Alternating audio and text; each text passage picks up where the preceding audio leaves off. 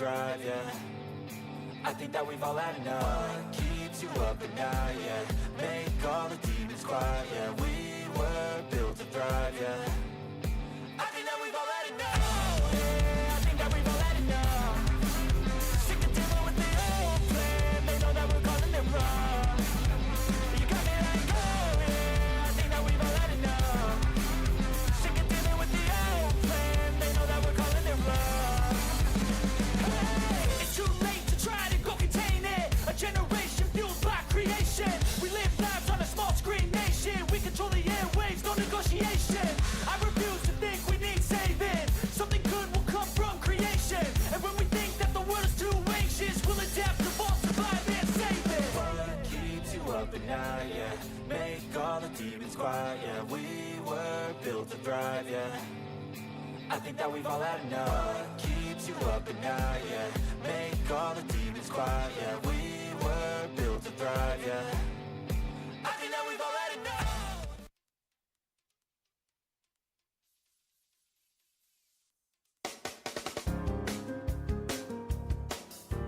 Gino Corsi is the ultimate choice for all of your real estate needs. With a wealth of experience and a deep understanding of local neighborhoods, Gino consistently goes above and beyond to find the perfect home or investment property for his clients. When you choose Gino Corsi as your realtor, you're choosing a trusted partner who will guide you every step of the way to your real estate goals. Are you ready to love where you live? Hey everyone, it's Gino Corsi with Triple Diamond Real Estate, and I'm so excited to officially announce that I am now a proud sponsor of Missouri State Ice Hockey. When you work with me, you're not only getting a reliable realtor, but also contributing to the growth of our community through local sports. So give me a call if you're ready to team up and find your dream home while cheering on our Missouri State Ice Bears. Thank you. So, why Springfield? I get asked that a lot, and I choose to live here because Springfield is a place that I can enjoy the life I want. I love the outdoors.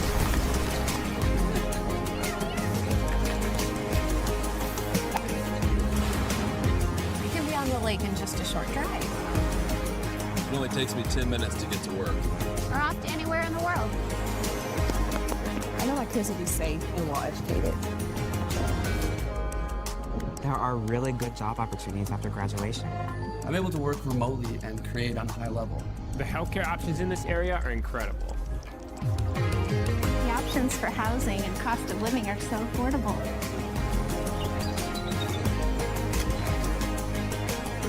We have room to create. I love to experience the excitement of sports.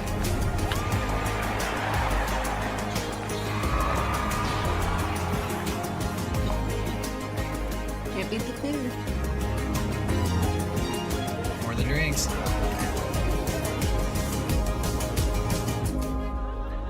Why Springfield?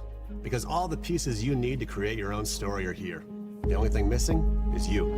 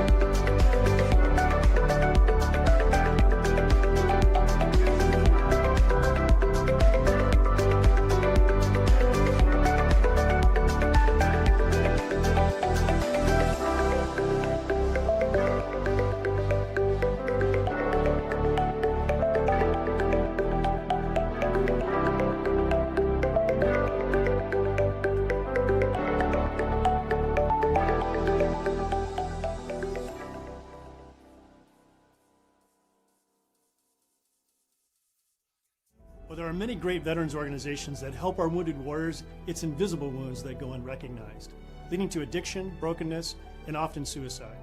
The Warriors Journey is a nationally recognized veterans nonprofit headquartered here in Springfield, Missouri. Our programs have helped over 15,000 warriors face those invisible challenges, saving thousands of lives and restoring countless families. No paperwork, no red tape. Learn more at twj.org or text us at 213-TWJ-HELP. Pride. It is very common for one to associate the word pride with the lions of the Serengeti. But if you make your way to the Ozarks in North America and follow a migration trail that runs straight to Bear Boulevard, you'll find another unique and perhaps superior specimen, also associated with the term pride, the Missouri State Bear. While this bear sports truly unique plumage in the fall, it's the signature maroon and white coat that differentiates this bear from other lesser species. Missouri State Bears are excellent nocturnal foragers, able to easily sniff out a mate, a nest, or the best cashew chicken around. While they can be recognized for their impromptu exuberance, what the Missouri State Bears are truly known for is their pride. It starts with an incredible work ethic, a never-give-up attitude, and their ability to rally around for the greater good. These bears take pride in their habitat, their fellow bears, their community, and their future. It's why Missouri State Bears sit at the top of the educational food chain. How do you know if the bear you see is a Missouri State Bear? Simple. Its trajectory is always onward and upward. And, well, they eat tigers for lunch.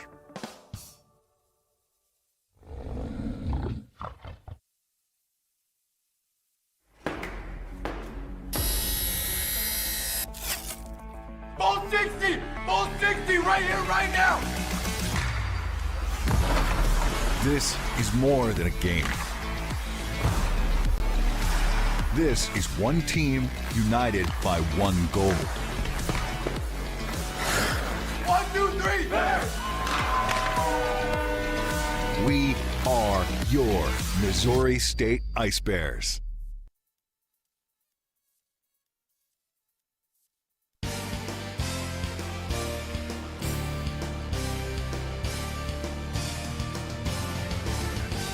WebSportsRadio.com, in association with KBFL, proudly presents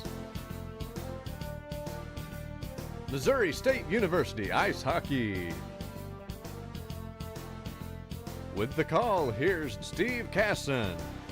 And live from the Big Slice broadcast booth, Stan Melton Ice Arena. It is the 2026 portion of Missouri State Hockey. Hello, everybody. Steve Casson with you as the Ice Bears take on Maryville of the Saints portion of the team moniker there. But it's bonus hockey. Now, everybody loves bonus hockey, right? Well, the odds are very good, in fact, because the last 4 games that Maryville has been in have gone into overtime.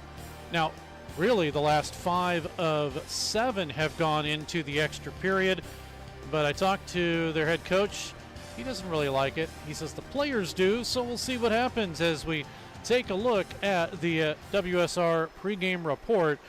And we'll go over these two teams here. Now let's start with Missouri State. Now the Ice Bears ranked number 47 in the fourth Division III poll for 25-26.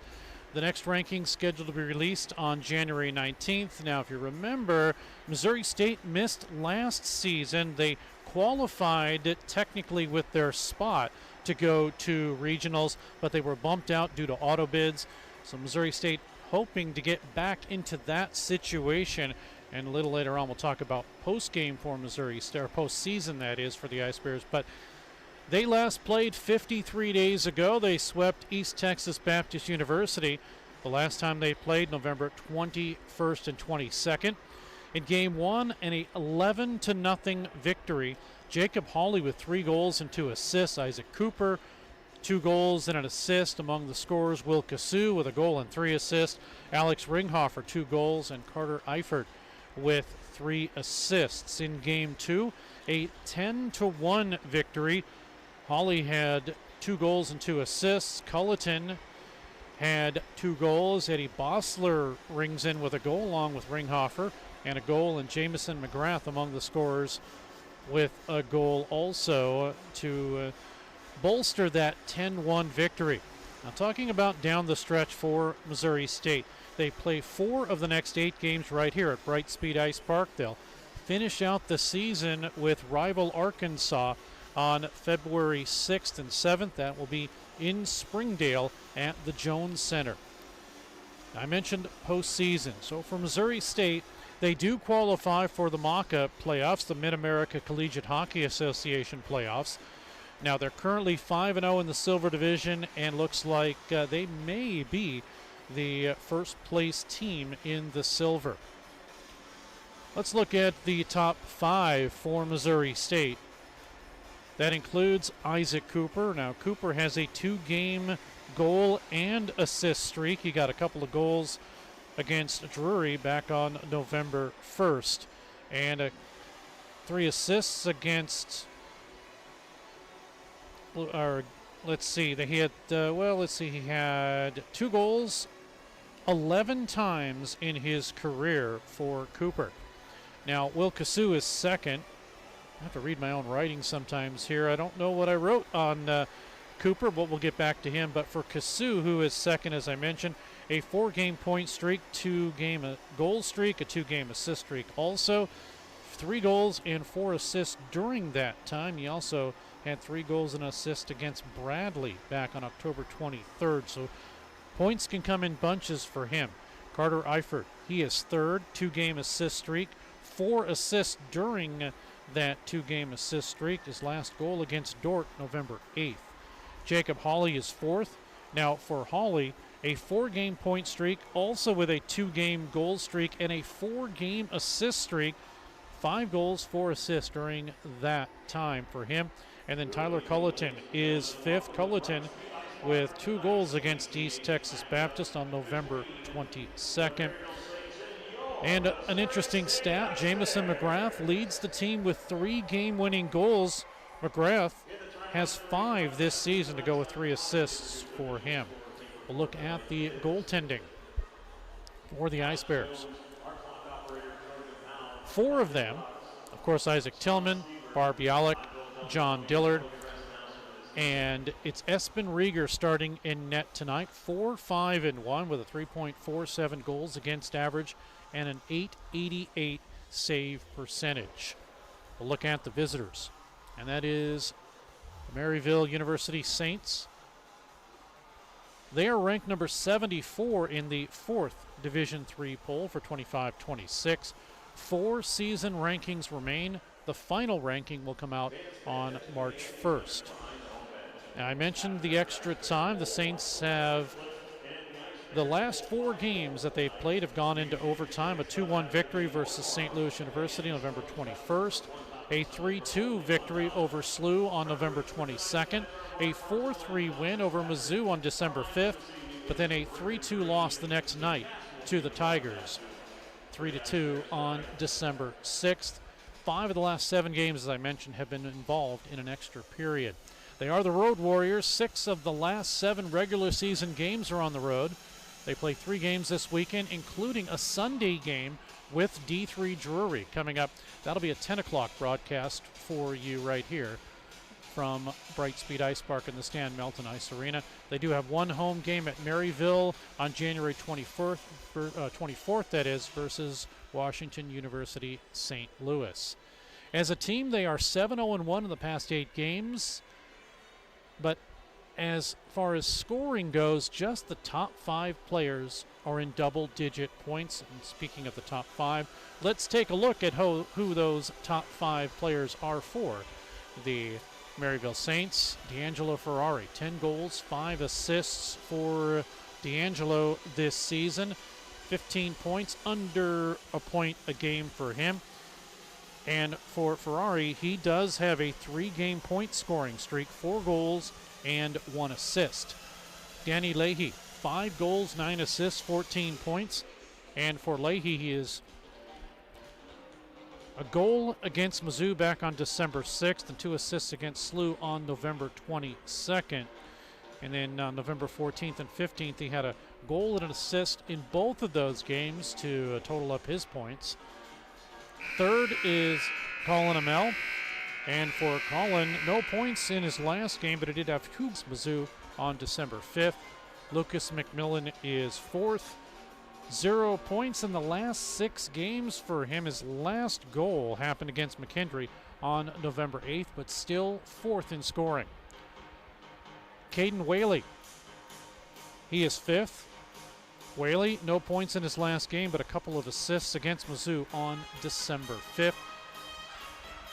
Daniel Leahy and Lucas McMillan have have the Saints' only shorthanded goals this season. Let's look at the goaltending for the Saints.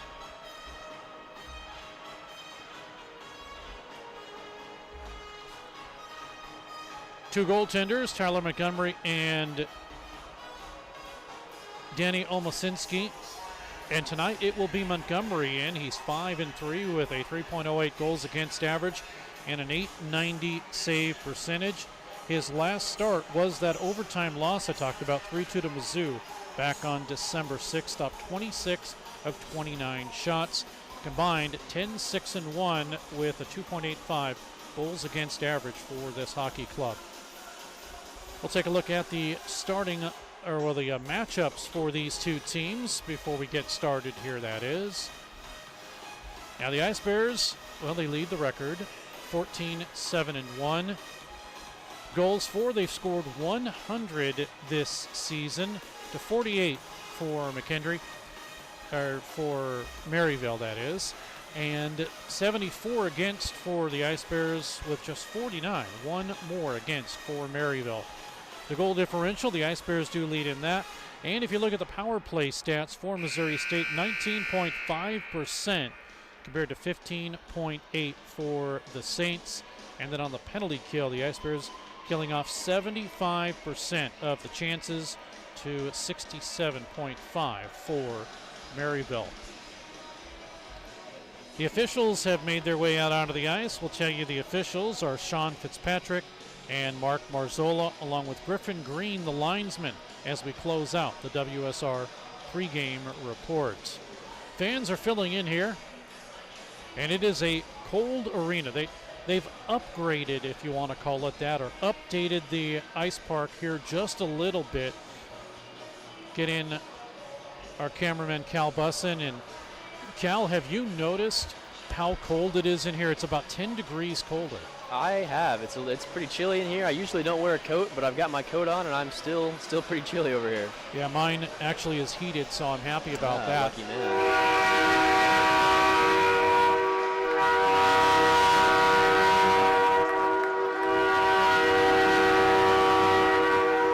That, of course, means the Ice Bears have made their way out onto the ice. As you see the temperature right now, it's 40 degrees, but I'll tell you what, that's the outside temperature. Inside, it is much colder in here, probably about a 20-degree difference. But we are ready to go as the Ice Bears will take on the Saints. Joel Telshow, the public address announcer, is ready to give us all the information about what's happening here in this game tonight.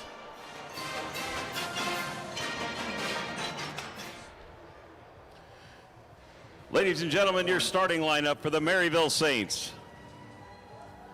On defense, number 4, Nathan Meek. Defenseman number 7, Colin Johnson. At center, number 6, Danny Leahy. At wing, number 16, Gavin Free. And at wing, number 19, D'Angelo Ferrari. Tonight, we. In goal, number 32, Danny Omosinski. Now the starting lineup for your Missouri State Ice Bears. At center, number 22, Trevor Alexander. At wing, number 48, Eddie Bossler. At wing, number 88, Adam Sprock. On defense, number 16, Charlie Hager.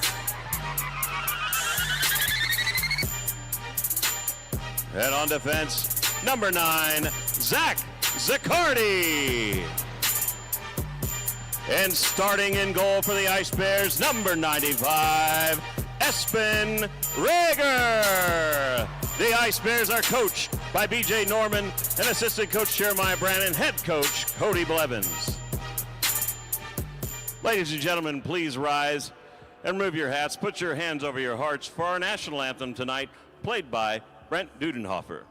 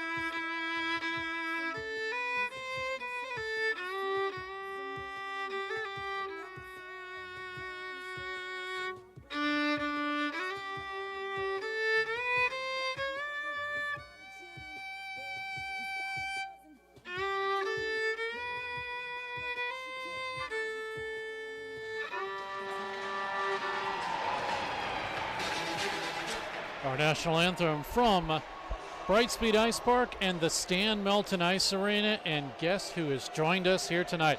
The band is back together. The man that was my color man for many, many years, Stan Melton. Stan, good to have you. Thank you, Steve. Yep, the band is back together. How about that? And we're at home, too. Yeah, I know. That's the thing. But we mentioned about how cold the rink is here tonight. We've been in cold ones. You know, we've been up north in some very, very cold rinks before. Yes, sir. It's definitely been a little tough.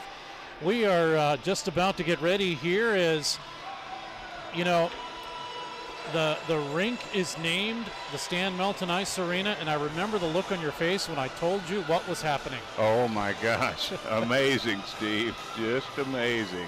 Hockey would not be here in any form if it wasn't for Stan Melton.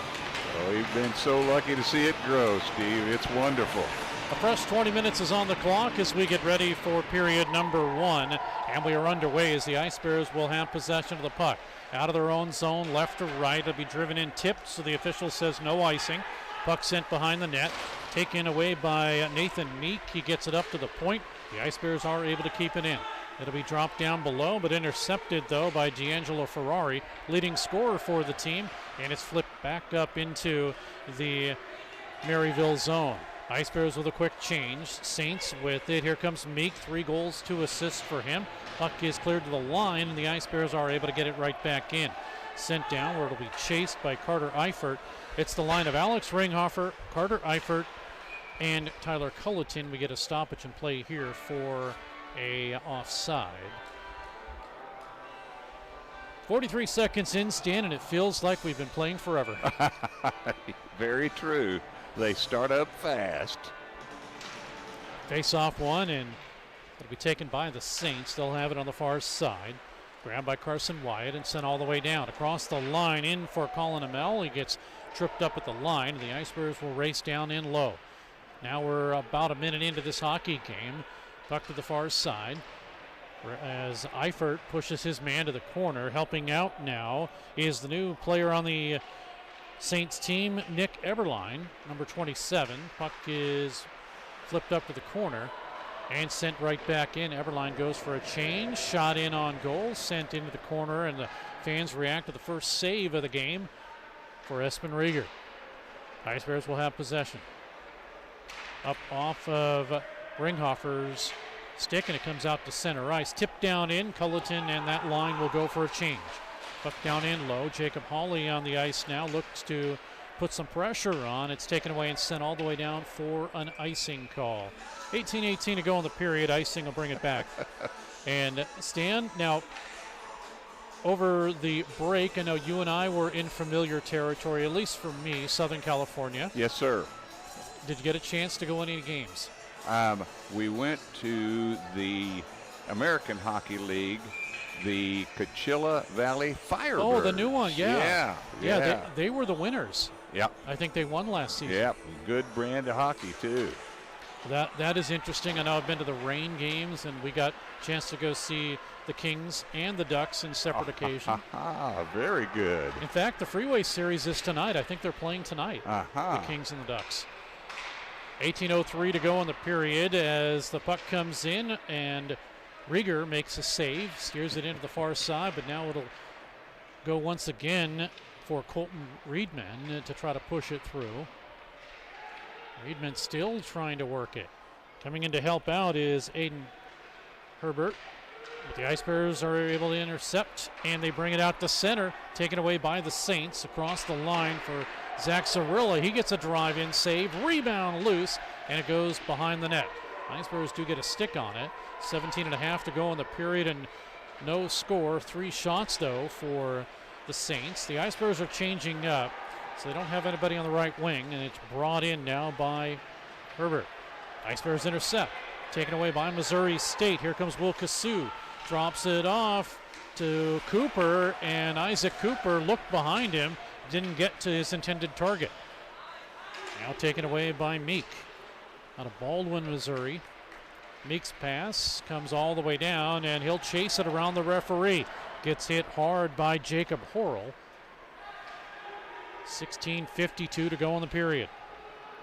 Still no score. Meek, no points in 5 games for him. Puck sent all the way down. This will be an icing call as the Ice Bears, Alexander and Trevor, not able to get there in time. 16:40 to go in the period, and no score.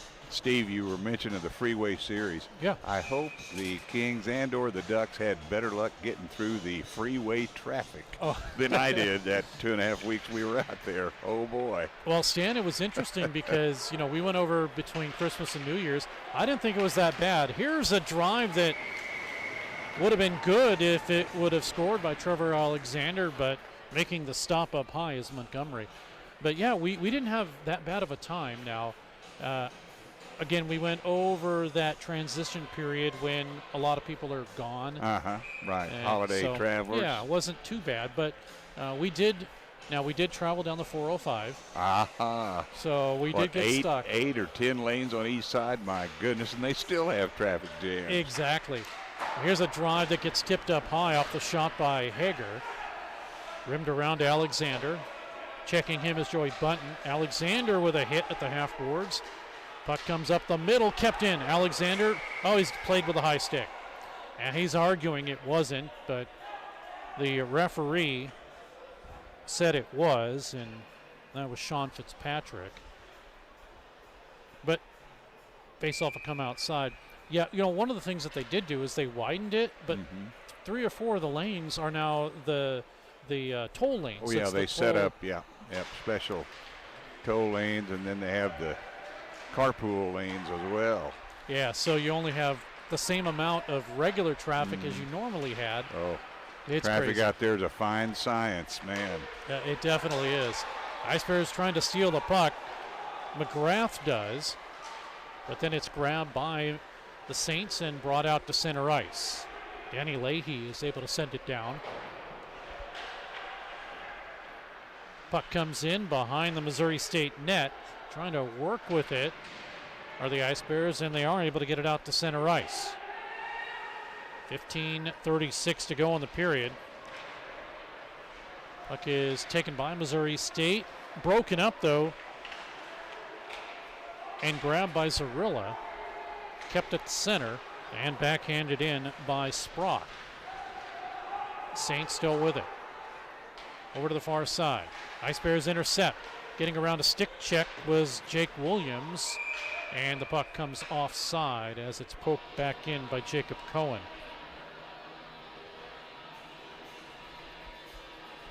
The only thing, and I don't know about you, Stan, but the only thing that I had there was the weather. It was rainy. It was that storm that came through. Unbelievable. Yeah, and it seems like they get a little more excited about the rain. Well, we get that same excitement about snow. Exactly. They're not used to the rain out there. Well, especially with the fires that went on, we get a whistle, stoppage, and play. And I guess the net dislodged. But with the fires, obviously, people are really worried with that amount of rain. But I think we went down to Ensenada on a cruise. And of the 3 days that we were on the cruise, only one day was overcast. Is that right? The rest was rainy. Otherwise.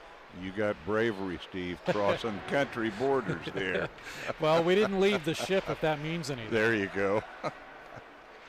I was surprised, though. Customs was not bad at all. I think the biggest line was actually to get on the ship. Oh. Puck is flipped out to center. Here come Eberline with a drive that misses. Line change on the back end for McKendree. 14:27 to go in the period, no score. Shots 3-1 in favor of Maryville. Here come the Ice Bears. Across the line, Williams right side. Centers it out in front, and tipping it was Ringhofer. Saving it was Montgomery. And the drive score!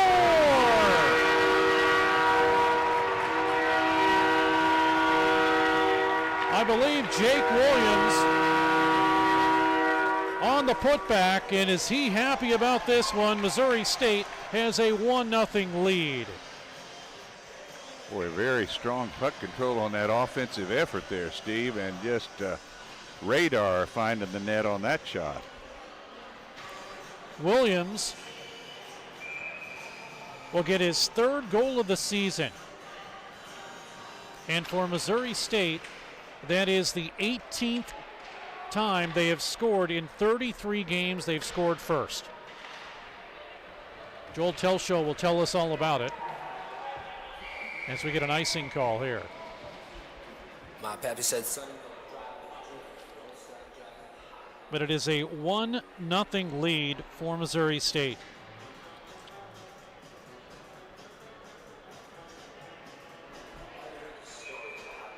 Third shot.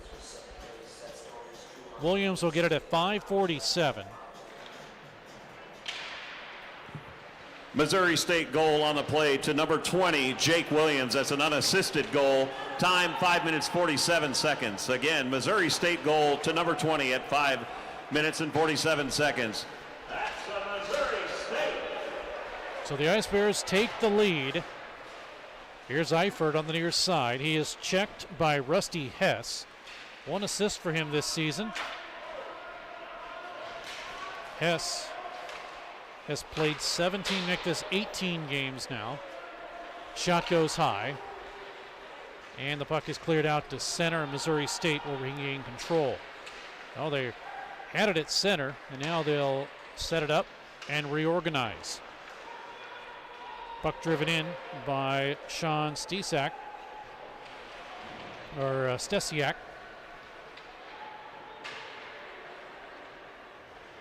Now come the Ice Bears. Left side across the line, Reedman.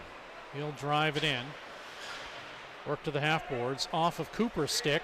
Kept in, well, briefly. Here comes Tyler Grau.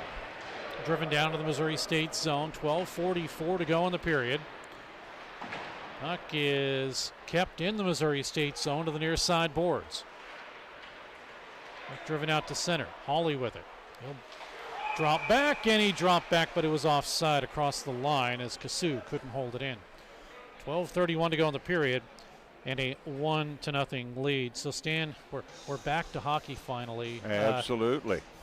As a matter of fact, we were in Maryville last weekend with the Ice Bears D1 team. And very impressive facility. Maryville University Ice Center out in Chesterfield. Very impressive. They put on a good show there and got a great facility. Yeah, they are hoping to go to Division I, and this season they have played several NCAA Division I teams. I believe they have one win in those teams that they've played.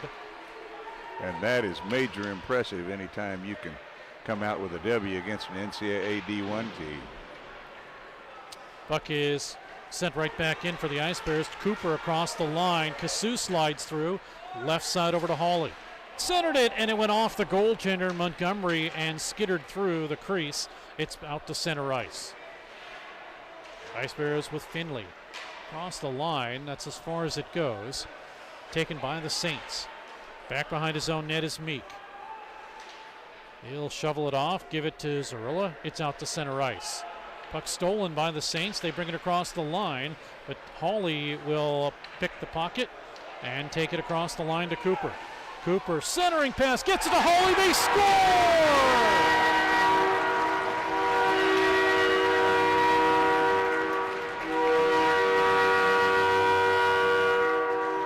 I'll be honest, Stan, I didn't think that puck had, or at least the pass, had enough oomph on it to get to Hawley. I was thinking, Cooper, that is a dangerous pass, but it made it to Hawley, and what a drive, and the Ice Bears have a 2-0 lead. Oh, you're right on that, Steve. That was just very impressive to slip that center pass through. Ice Bears, again, great control in the offensive zone, and success comes along again. So the Ice Bears get this goal on their fourth shot. And we'll hear from Joel Telshow about this one. But Missouri State with Hawley, we of course know the assist goes to Cooper. And for Hawley, Missouri State goal on the play to number 28, Jacob Hawley, at 8 minutes 36 seconds into the period. Assisted by number 44, Isaac Cooper, and number 19, Zach Forstful. Again, goal to number 28 for Missouri State at 8:36, assisted by 44 and 19. So for Hawley, that is a 5-game point streak for him. Cooper has a 3-game assist streak and point streak, and it just continues for Missouri State. 10:22 to go in the period. Shot comes in. Montgomery is able to deflect it. Now grabbed by Carson Wyatt. 3 assists this season for the freshman from O'Fallon. Puck driven back in by Missouri State's Reedman. 2-0 Ice Bears. Goals by Williams and Hawley. Williams got his 3rd, Hawley with his 11th. 9:53 to go in the period. Here's Eddie Bossler. He moves it right side, brings it across the line. He gets dumped. Elijah Briss is part of that. And we come the other way for Maryville. They'll drop it in the zone, looking for a pass, goes behind the net. Taken and kept in by Zarilla. Zarilla with possession, right side. He shoots in, blocker save. Rebound to Bossler for Missouri State. Shovels it back behind, and he does have some help. It's cleared gingerly out to center ice. And across the line by Charlie Hager. I believe that's him. Or is that Aiden Burke? I'll have to take a look at that number. Or is that maybe... Well, we'll see it here as the Ice Bears do get a drive. That is Charlie Hager. Good to see him back on the ice for Missouri State. As the drive came in from Cohen earlier. Just didn't recognize him. He's been out for a while. 8:41 to go in the period. 2-0 Missouri State. Puck taken by Joey Bunton. He'll bring it across the line. Hawley will chip it away. Line change for Maryville. Here come the Ice Bears. A blast comes in. Pad save as Forstall gets the drive in. Montgomery steers it away. Forstall again across the line. He'll flip it in. Montgomery says enough of this. He'll hold on. 18-17 to go in the period.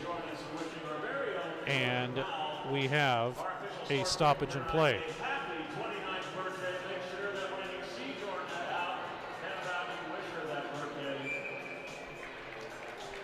Shots are 7-4. They favor Missouri State. As I mentioned, 18 of 33 games. I take that back. 14 of 23 games that Missouri State has scored first. Here they come with a drive and score.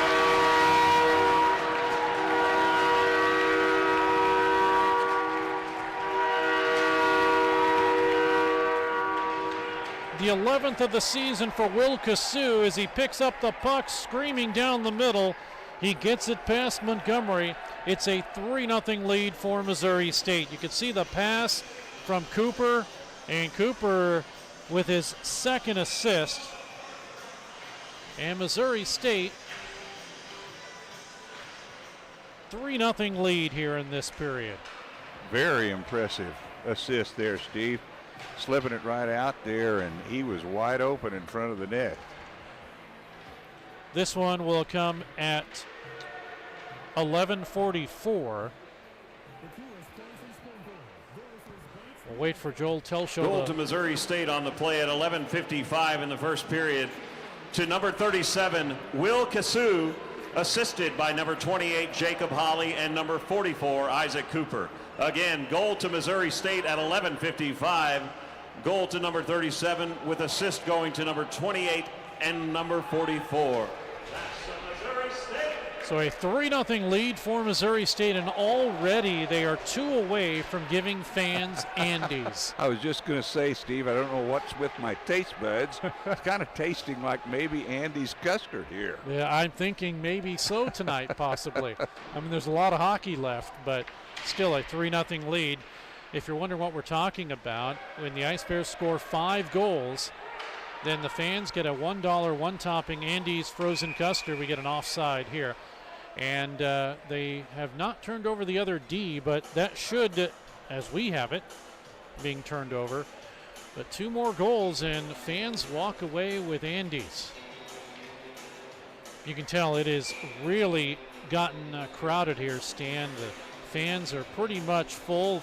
Everybody filling in around the corners. Good to see for a Division III game. Absolutely. Yeah, great crowd, and celebration weekend, too, for our Division III team. The senior day is tomorrow, since this will be the last home game for the D3 Ice Bears. Yeah, had a team drop out, unfortunately, and so these will be the final home games for Missouri State. 6:28 to go in the period. 3-0 Ice Bears. They do bring it across the line. Oh, big hit as Alexander gets hit hard by Colin Johnston. And they kind of go at each other across the line. Alexander with a shot. It gets broken up by Meek. Now getting dumped out in front was Johnston. Maybe some bad blood going on there. Puck comes in, and it'll be steered away by the goaltender Rieger. Ice Bears quickly get it across the line. Underneath Tyler Culleton's stick, stayed along the blue line, and now driven out by Tyler Grau. Puck is driven in for Zach Zaccardi to chase it down. He'll try to work it into the near side corner. Ice Bears give up the puck, kept on the line, and sent down in by Caden Whaley. Over to the far side. Now with 5:32 to go in the period. Drive comes in, and a good save there on the shot by Carson Wyatt by Espen Rieger. 4-5-1 this season for Rieger in 11 games he's played, including the 1 tie against Arkansas, 3-3 game. Speaking of overtime, the last 4 games for Maryville have gone into overtime. Ice Bears Eifert keeps it in. Taken away by Whaley. Sent over to the far side and shoveled out by Carson Wyatt and back out to center ice. 4:55 to go in the period. And we get a stoppage here. 4:50 to go in period number 1.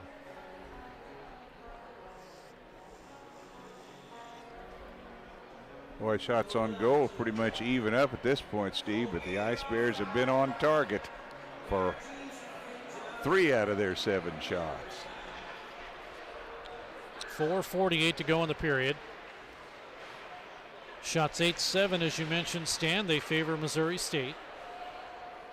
And the puck along the near side boards, cleared out by the Ice Bears.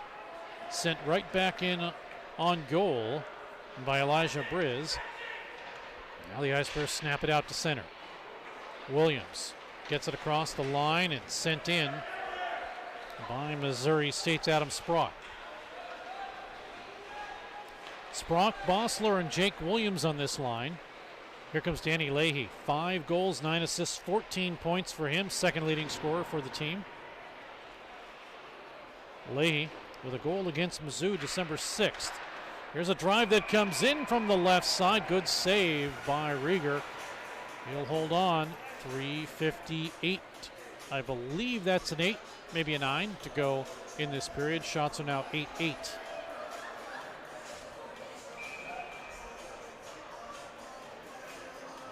Coming up at the first period intermission, have a oldie but goodie, a replay from Espen Rieger. We'll talk to him.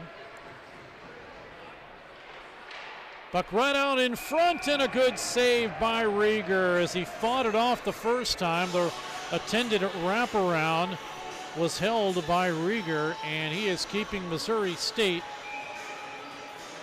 with a 3-0 lead.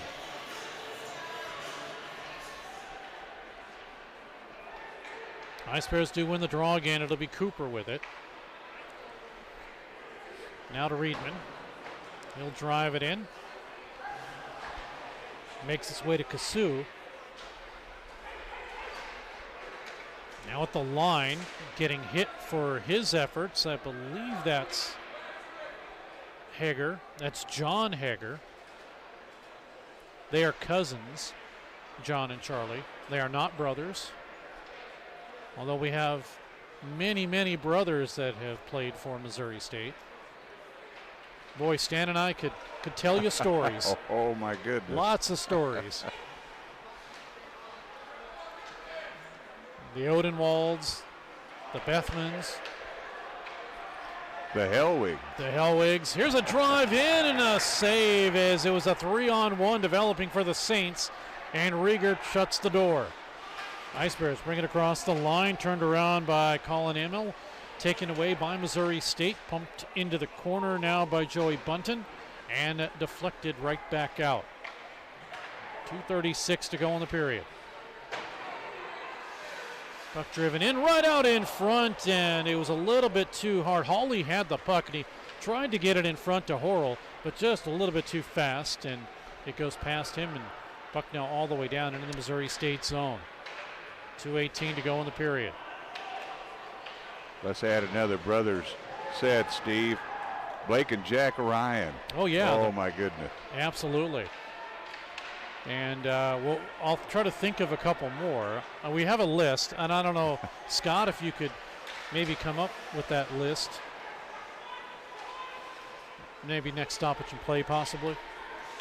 One of my highlights with Blake and Jack, Steve, was they combined for a goal that sent us to the Division II national tournament. Absolutely, we called that one. Oh, my goodness, that was memorable. 1:40 to go in the period. Here is an opportunity. We're going to get a penalty coming up. I think it'll go against Missouri State. It is an interference call, and there may be more. McGrath is possibly going to get more. We'll see, as our replay system is not a happy camper right now. And McGrath will be apparently the only one going in. So he'll get 2 minutes on the board.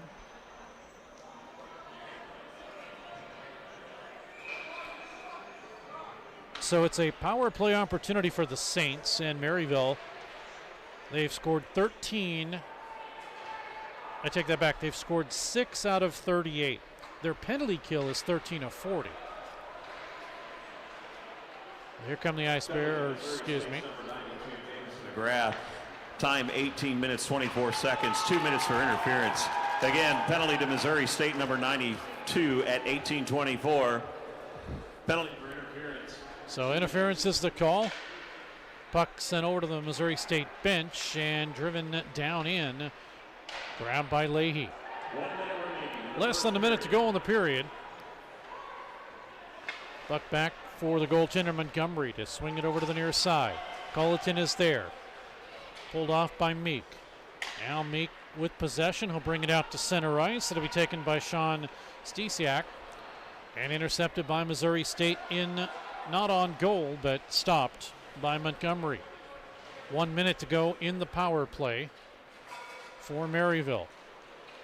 Whaley will bring it out to center, tipped in, and Missouri State with Reedman to clear it out to center.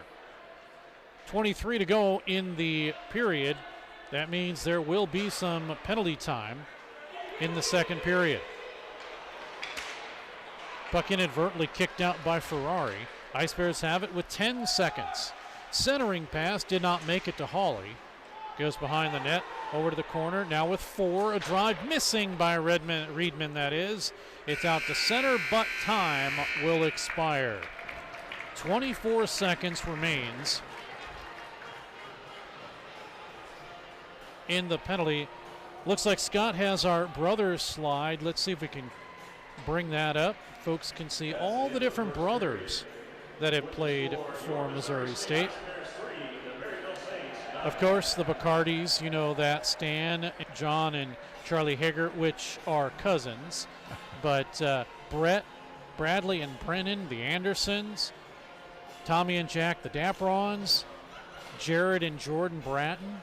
Matt and Brady Griffin, which have played together. Brian and Sean Leslie. You have the Geevers, Marshall and Mitchell. And then Jack and Blake Ryan, as you mentioned. Peter and Joe Ciro. Bobby and Paul Seda. Andy and Danny Bethman. Andy and Stephen Helwig, who played together.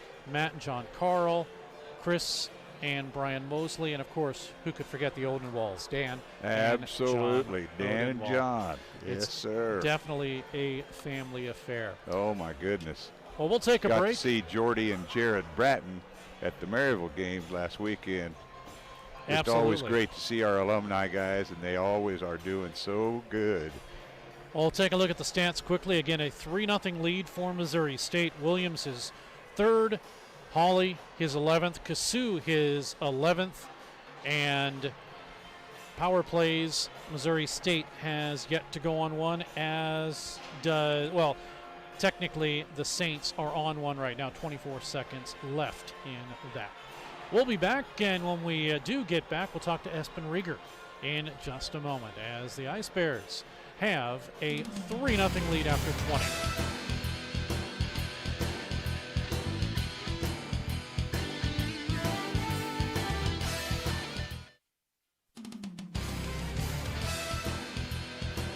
We're back at Brightspeed Ice Park. Steve Casson now talking to another goaltender with Missouri State, and Espen Rieger out of Foxborough, Massachusetts.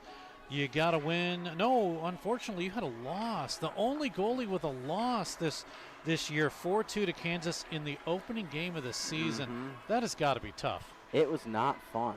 I felt really out of place being on the ice again. I don't know.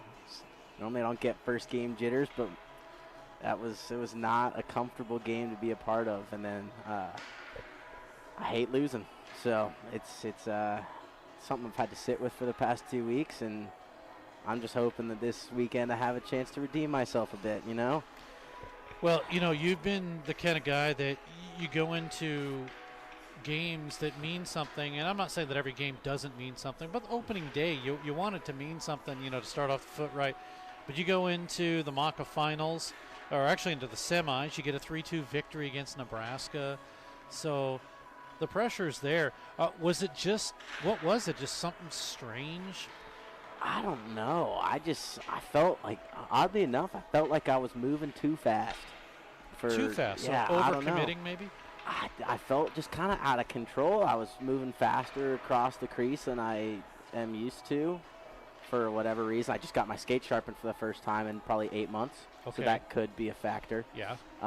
Yeah, it's just moving quick and was having trouble controlling my movements, especially while I was down. And I don't know, I just felt a little out of practice. That first goal is definitely one that I'd like to save, but it's the other 3 aren't ones that I necessarily will save every time. But again, I'd like to make every save. So sure, I've been working hard in practice, trying to figure out what I can do to improve myself, because at the end of the day, that's going to help improve the team as well. And I'm feeling much better, and I'm mid-season athleticism right now. I feel like I could go and get 4 straight shutouts. There you go. Well, there are 4 goaltenders, that is. All 4 have seen action. So what is it that is the deciding factor on if a goalie's going to start? I would assume practice. Coach looks at you guys and see what you're doing in practice. Yeah, it's a lot of practice, and I think more than just the saves you make, it's a lot of the effort you're putting in, how you're treating the other guys on the team. I think as a goalie you can be just as talented as anyone else, but if you don't have a team that's willing to back you up and play out in front of you, it's going to be a tough game no matter what. It's a pretty polarizing position, not just in terms of talent, but just how the team respects you will change the game quite drastically. So I think the coaches do a lot of like one-on-one communication, especially with me. I don't know about the other goalies, but they'll talk to me, make sure everything's going all right, make sure I'm still having a good time, make sure I feel like I'm playing well, and then I'll do the same. Like after the game, I was making sure if they saw anything that I need to work on, I could work on it and improve. And I've personally been trying to do my best to just put all my effort in during every practice, doing anything I can, whether I'm in the net or waiting my turn, to just get to the point where I want to be in terms of how I'm playing. I thought last season I was pretty good and started off pretty poor so far. Well, it's only one game, yeah. So there's still plenty of time. But I mean, last season too, not only now again, it was unfortunately an overtime loss, but your season high, you stopped 51 of 56 shots. That was probably a crazy game. Yeah, obviously the loss was not a great way to end it, and since they're a Christian school, we couldn't play on Sunday, so we had a whole extra day of sitting around doing nothing over in St. Louis, and I would have much rather just played on a Sunday, to be honest. Kind of felt like maybe we had a little bit too much time to distract ourselves, and it was kind of hard to focus back in on the game. But I thought at least one of those goals is entirely my fault. But double overtime, I tried to give the team a chance, and we couldn't get it done at the end of the day. Maybe again another save I should make at the end of the day, but I think it showed us that we can hang with just about any team we want. We just gotta tighten up mistakes and bury the puck when we can. So I think that was an unfortunate way to end the season, especially not making nationals because of it. But I think it's going to be a driving force towards the end of the season this year, showing just how perfect you have to be towards the end to make that nationals. And you can't really be dropping games here and there. You got to make the most of every opportunity you get. You've seen this team go through streaks.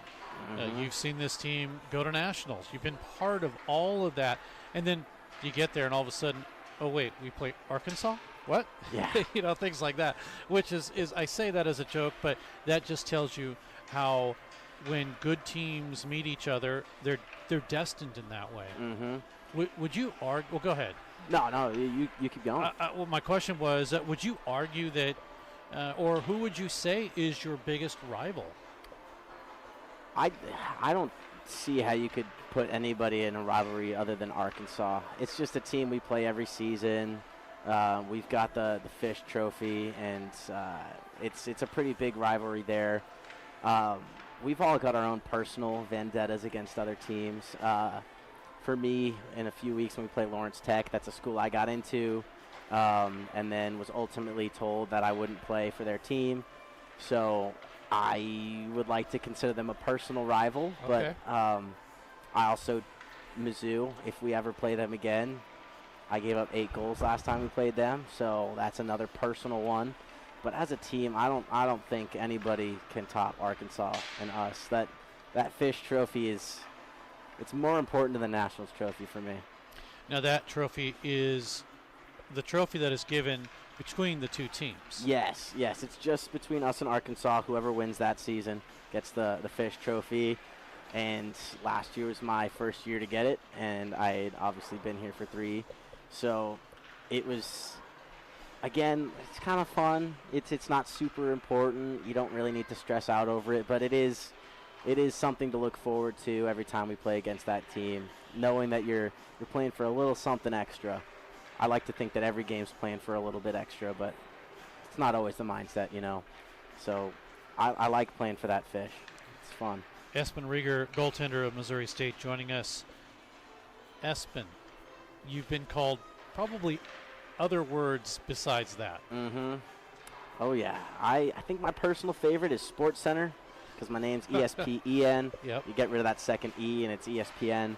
But when you get called Sports Center growing up, you'd think you'd be a little bit more athletic.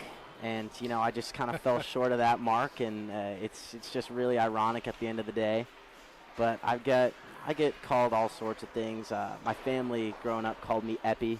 And so EpiPen used to be something I'd get called, wow. and that's not my favorite. I don't like thinking I help people that much, like an EpiPen would. So I don't know. I get called a lot. Now in college, I'm called Sib, S-I-B. I've been called that ever since I got to St. Louis. Don't really remember how it came out, but when people ask, I just say it's because I'm ferocious like a tiger. There you go. Like a Siberian tiger, and to be honest, I don't know if there's any truth to that statement, but you'll probably hear people call me Sib more than you'll hear them call me Espen. Now, this next comment, again, I'm only saying this because I've noticed this, and I mean it very nicely. Uh-oh. But you're listed at 5'7", 165. Oh. That's what you're listed as. So maybe we'll have to change that. Yeah, but I'm about 30 pounds past that. And so about 195. Yeah, but 5'7's about accurate. Okay, so when you have your gear on and you're crouching down, you look like you barely fit over the crossbar. Yeah, it's I mean, obviously I don't see myself in the net that often, but when I see pictures, I always think, wow, there's that much empty net to shoot at. And I wonder why people don't score more often on me. But, yeah, like, to be honest, you just get used to it, you know? Sure. As a shorter guy, you got to play a little different. I mean, I'll use 2 goalies in the NHL, for example. Dustin, new up-and-coming goalie. He is the most flexible and quick-moving goalie I've ever seen, but he's on the shorter end, so he kind of has to be to cover all the net. And then you get goalies like Ben Bishop back in the day, who's 6'7", and he doesn't move. He just sits on the goal line and makes saves. And I think it's a kind of similar with me and Barr. Barr is able to sit a little further back and make saves that I can't just because he's substantially taller. But sure, once you adapt and you make the most of what you got, I feel like you can still make the saves that you need to at the end of the day. And, you know, I just like being out there and doing the best I can, whether it goes well or not. Plus, he can probably fit 38 plus 2s, no big deal. What do you wear? Yeah, we were actually talking about this on Tuesday before practice. He wears a 36 plus 2.5, I think, which is almost the biggest pad you can get because they do have regulations so you don't cover the whole bottom of the net. And I wear a 33 plus 2, but I could definitely size down to a 32. That first measurement's just like up to the knee, which I don't need very big. I get the extra little bit up on the height just so I can cover my 5-hole a little bit better. That's exactly what I do. So I got tall pads, but the knee block is a little shorter, and I could kind of size down a little bit. I thought I would grow a little bit more than I did. So growing into the pads has kind of slowed down a little bit. Have you always wanted to play goalie? Yeah, my parents hated that decision. Really? Yeah, I started out figure skating at 3 and 4, and then between 4 and 5 years old, I started playing defense. My parents made me skate out until I was 10, just to make sure I wanted to be a goalie before they made that financial commitment and the emotional commitment for my mother, especially. Sure. But I had just always wanted to be a goalie, whether we were down in the basement playing shinny or doing whatever. Goalie is always what I wanted. And now that I'm here, I regret it sometimes. I really do. My body hates me. My hips and my knees are falling apart. But I've always wanted to be a goalie. I do miss scoring goals, but, this might sound narcissistic, but I really do love being the center of attention. And so if I can play well, then, it's the best way to get there. So in the other interview, I told Isaac Tillman, same thing. That's why I'm a goalie. I wanted to be center of attention. And it's tough because if you make the saves, that's all everyone's going to think about. But you let that one goal in, and that's all they're going to think about. Yeah, that's why I make it very vocal and evident that the defense was to blame. Exactly, what are you doing in front of me? Exactly. You called for it. Yeah. I thought you were taking the pass. Yeah, I'll yell across the ice at my defenseman if I have to, if it gets me off the hook. But no, all seriousness, I like being someone that people can count on, and I feel like it's an easy position to be a difference maker, and of course you still got to rely on your team, and I mean my team has helped me countless times in situations that I put myself in that probably don't need to be finding myself in at all, but I like being a guy that the team can kind of get behind, and it's almost like I'm a leader, but not, I wouldn't consider myself the greatest leader on the team by any means, but I feel like when I'm playing well and the team can kind of get behind that, we always play better as a team. So I think goalie in that regard is just the position for me. I couldn't imagine doing anything else, especially with the way I skate. I mean, take me out of that crease and I look like a fish out of water. So in other words, you don't go behind the net to cut off the puck. Oh, I will, but you take those pads off of me and now we're getting into real scary territory. I can't really skate, to be honest. I can shoot pretty well, though. The pads hold you up is what you're saying. Yeah, it's almost like having built-in crutches. Sure. And I mean, my legs work perfectly fine. They just, something in the short 5 feet of distance between my legs and my brain, something goes wrong, and I can't skate that well. That's funny. Well, Espen, we could talk much longer as, of course, I'm a goalie too, but we got to get to another period of hockey. The one thing I will say is at the end of interviews, I always wish players more goals. In this case, no more goals. No goals. No goals. No goals. Just like the commercial. No goals. Yeah. Absolutely. Thanks so much for doing this. Thank you. Espen Rieger, goaltender for Missouri State. We'll take a break. It's time to drop the puck on the second period. Here's Steve Casson. Along with Stan Melton, who joins us in the Big Slice broadcast booth. Scott Lutzke, he keeps us on the air. Cal Bussin, great camera work. And Marissa Friedman, our local producer. Thank you to everybody that has helped us continue to give you these great broadcasts here. 20 minutes are on the clock as we get ready for period number 3. We're or number 2, that is. I don't want to rush things and get my Andes yet, but they're 2 away from that. Drive comes in, Rieger makes the save, and the rebound is kept in on the initial drive by Amel. Behind the net, he'll have it. Over to the far side, Horrell intercepts, but it doesn't get cleared. Stays in front, drive, and a miss. As the drive came out in front by Lucas McMillan, and he just missed it. We're back to full strength. Shot comes right through past the goaltender, Rieger, and it's kicked out to center ice. Horrell with it on the left side.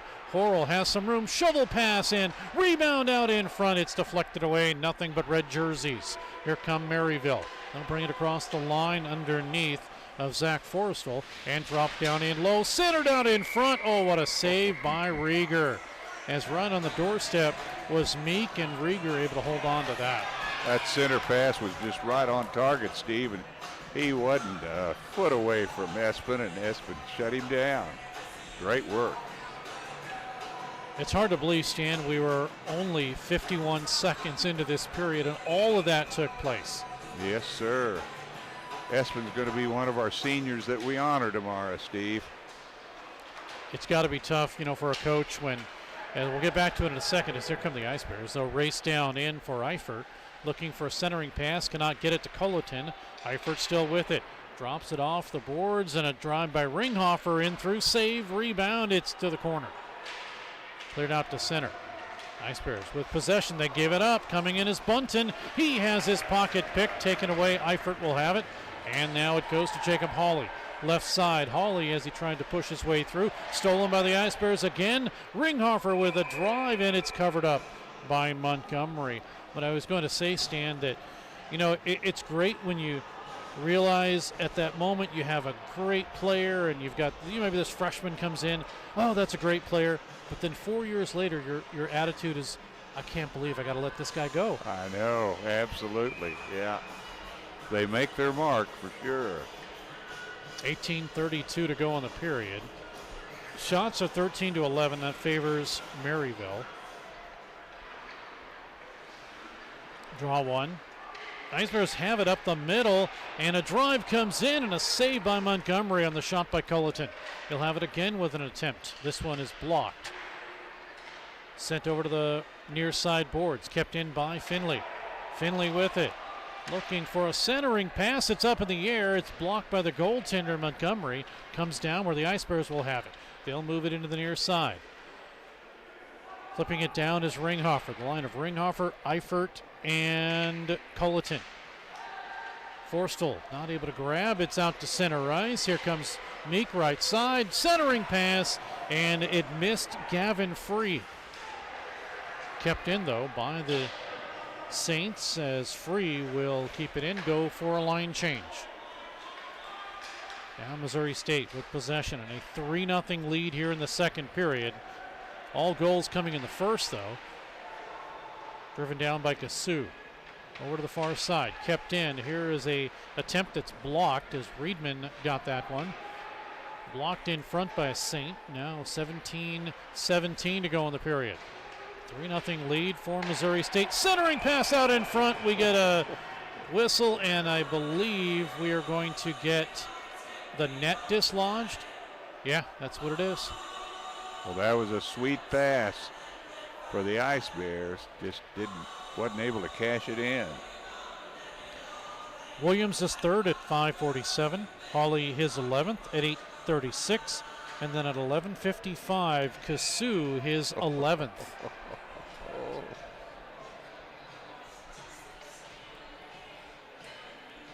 Shots getting closer. 13-12 in favor of Maryville.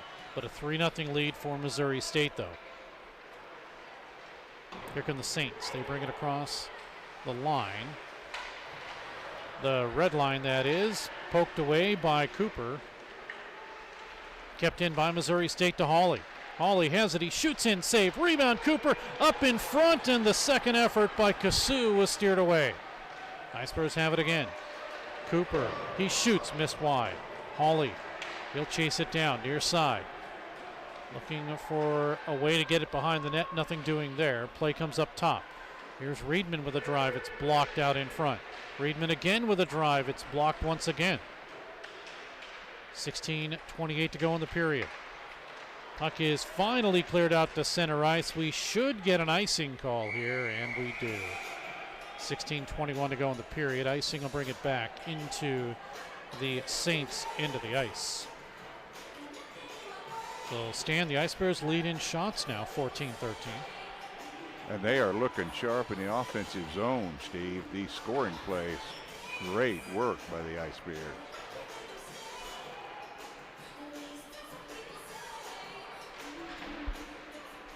Draw one.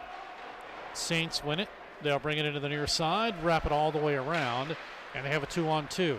Into the zone. Here's a shot in, and Rieger will hold on to the drive by D'Angelo Ferrari. 10 goals for him. He's the only player to have double-digit goals to go with his 5 assists, 15 points. He, of course, is the leader for Maryville. In 16 games, 10 goals, 5 assists. Does have 2 game-winning goals this season. 16:05 to go in the period. Shots even at 14 apiece. Here comes Sprock with a backhander in. And that'll be stopped by Montgomery. Tyler, coming into today's game, has won 3 straight. A 4-3 overtime win versus Mizzou December 5th. Stopped 27 of 30. He had a 2-1 overtime win over St. Louis University November 21st, where he stopped 43 of 44. And then why not? Another overtime win, 2-1 against McKendree on November 8th. Stopped 27 of 28. As we get the puck deflected up and out of play. We mentioned those overtime games. 4 consecutive overtime games. 5 of 7 for Maryville this season. Puck flipped down, and the Ice Bears will have possession. It'll be Zaccardi. He connects with Eddie Bossler. Across the line as he pushes his way through. 3 goals, 1 assist for Bossler out of Yardley, Pennsylvania. Puck returned the other way. Across the line, and a drive that comes in by Colin Emmel. It's taken by Rieger and steered aside and brought out to center ice, where the Ice Bears will have possession at center. Sprock will spin it all the way around. He'll get it to the far side now as it's worked by Eddie Bossler. Line change for Missouri State. Here come the Saints across the line. It is deflected into the corner on Forstel's shot. Now to the near side once again. Jamison McGrath over to Forstel. Looking for some help out in front. Horrell is boxed out. Horrell, that is, will bring it out to center ice. And the Ice Bears will regroup as it comes right back in their defensive zone. Forstel with it. Lead pass. It connects across the line to Alexander. Looking for some help. Nothing there. Alexander again. He gets pushed hard, and he denies that check. Ice Bears have it to Horrell. Down below to Alexander. Centering pass, delayed call. Penalty coming up against Maryville. Ice Bears shoot it in. Horrell looks for a shoveling pass. It gets touched up. And we will have a penalty. And it will go against Maryville. Missouri State will go on the power play, I assume. They may not go on the power play with everything that's going on here.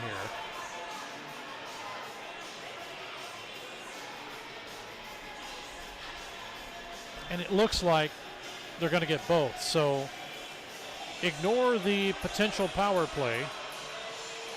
It's 1 player each side. It looks like Alexander going in for Missouri State. And potentially Carson Wyatt, number 20, I believe. Oh, well, they're going to get 2. Also in is Johnston. So do we still get a power play?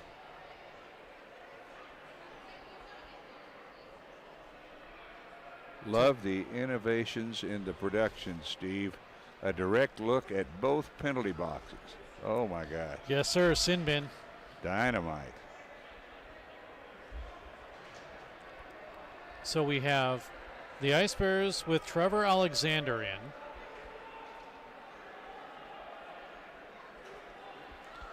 And 2 players, Johnston and Wyatt.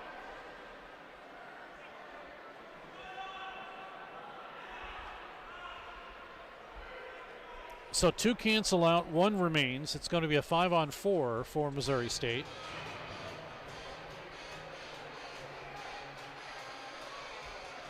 So the Ice Bears on their first power play opportunity. And Missouri State is 17 for 87, 19.5%. We're going to get an initial stoppage here. Only 9 seconds into that power play.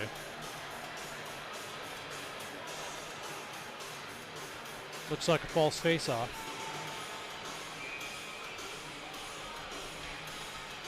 We'll move it over to the near side boards now. Draw 1. Ice Bears have possession. They work it over to the far side. Here's a shot that comes in. Montgomery with the save. Hager behind. Over to the corner far side. Kept in on the line by Hawley, and it's driven back out. Missouri State will set it up again. Hawley makes his way across to Eifert. Has some room, or make that Ringhofer, 12, not 13. Ringhofer with it again. Lost the puck. It's cleared out to center. Missouri State having a hard time trying to work things out on the power play here. They one-hand it in, get it down into Ringhofer. 10 goals, 8 assists for Alex this season. And Ringhofer is tied for 5th in scoring with 18 points. Here's Zach Forrestal. He's been hot as of late, has Forrestal. 4-game point scoring streak. 52 seconds remains. Puck is cleared back out.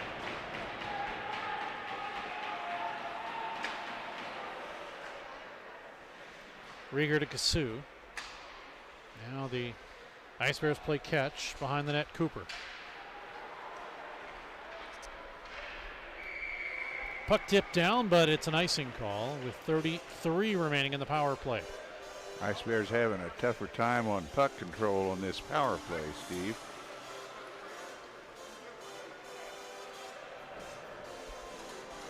First period, Stan, was good. Missouri State had the opportunity most of the period, but I was walking by and I heard a couple of the players saying they need to change things up a little bit. Let's get to the call. For Missouri State, Trevor Alexander, 2 minutes for roughing. Again, Missouri State penalty at 5:44. Number 22, Trevor Alexander, 2 minutes for roughing. Penalties for Maryville Saints. Number 20, Carson Wyatt, 2 minutes for slashing. Again, number 20, 2 minutes for slashing at 5:44. And number 7, Colin Johnson, 2 minutes for roughing. Again, number 7, 2 minutes. Well, those are the calls there. Oh, and I take that back on puck control on a power play. It was even up 4-on-4, but puck control was a little rough in that situation. So the face-off with 12:14 to go in the period will be in the Maryville zone. And right off the draw, Cooper is there, but he sends it over to the far side. Gets past Hawley and out to center ice. Hager is able to break it up. John, that is, enough for Reedman to clear, but we get an offside apparently. 12:01 to go in the period. A 3-0 lead for Missouri State. Again, all goals coming in the first period. Williams his third at 5:47. Hawley his 11th at 8:36. And then at 11:54, it's Cassou, his 11th. Hager will flip it off the boards. That's John. Puck behind the net to Colton Reedman. Hawley with it. Broken off from him and sent right back in. Here is John Hager. To Cooper, that is. Dropped down by Colin Johnston. Johnston, no points in the past 8 games for him. So he's due. McMillan, 6 goals, 5 assists. Puck flipped up into the Missouri State bench. With 11:18 to go in the period and a 3-0 lead for Missouri State. So Stan, when we go to Kings games, we stay in a suite. Not bad at the upper crust level, Steve. No, not at all. I have connections. Ah, there you go. I'd say so. We are able to. Hey, benefits of being a former employee of a team, huh, Steve? Well, yes and no, but yes. It's nice. It's nice to have some privileges. That's exactly right. 11 minutes to go in the period. Puck taken and sent down in for Forrestal to go in his own zone. Oh, he almost lost the puck, but he was able in the second effort to clear. 10:47 to go in the period. Puck tipped down in. Here's a 3-on-1 out in front. Rieger with the save on the initial shot from Stesiak, and it's out to center ice. A 3-on-1. They get one shot, and Rieger makes the save. Sprock, he'll drive it in. Adam Sprock is the only player for Missouri State that does not have a goal this season. Everybody else does. Now, he does have an assist, so he has a point, which means that every player on the team has a point, but he's still looking for that first goal. One-handed by Williams, taken away from him. Maryville across the line. Chipped away underneath the stick of Grau as it was too hot for him. Up the middle underneath Jared Ledecky's stick, and it's out to center ice. Now for Zach Zaccardi. Good thing is Missouri State has pretty much everyone that was missing the first half of the season back on the ice. Zaccardi was one of them.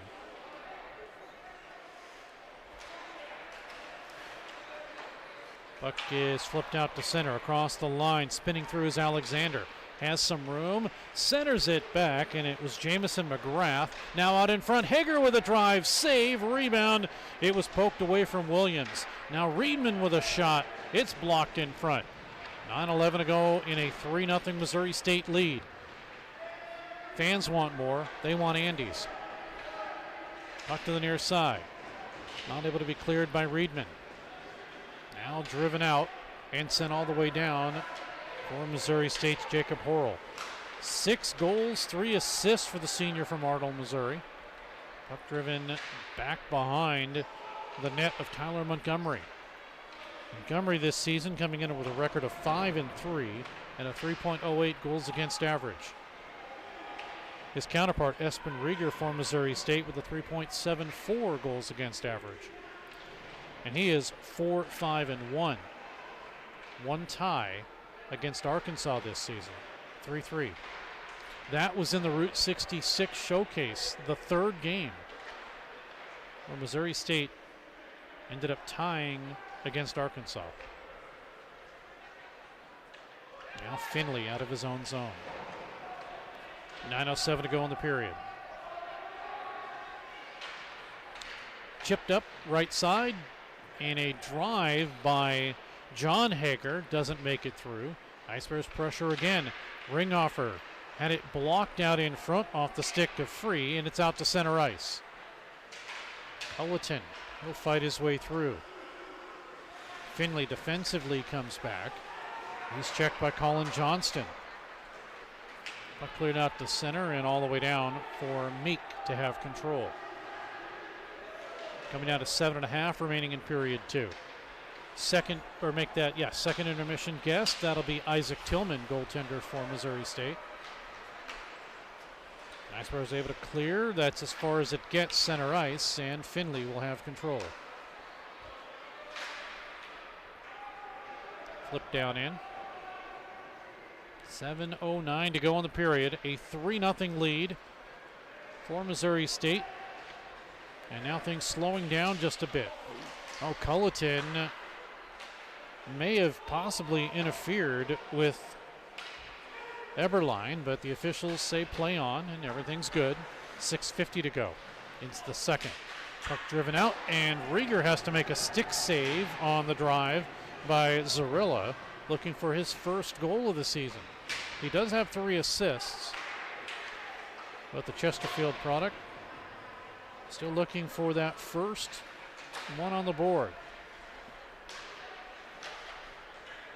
Puck driven in. It's tipped by Cassou, so no icing. Now Will behind the net, not able to chase for it.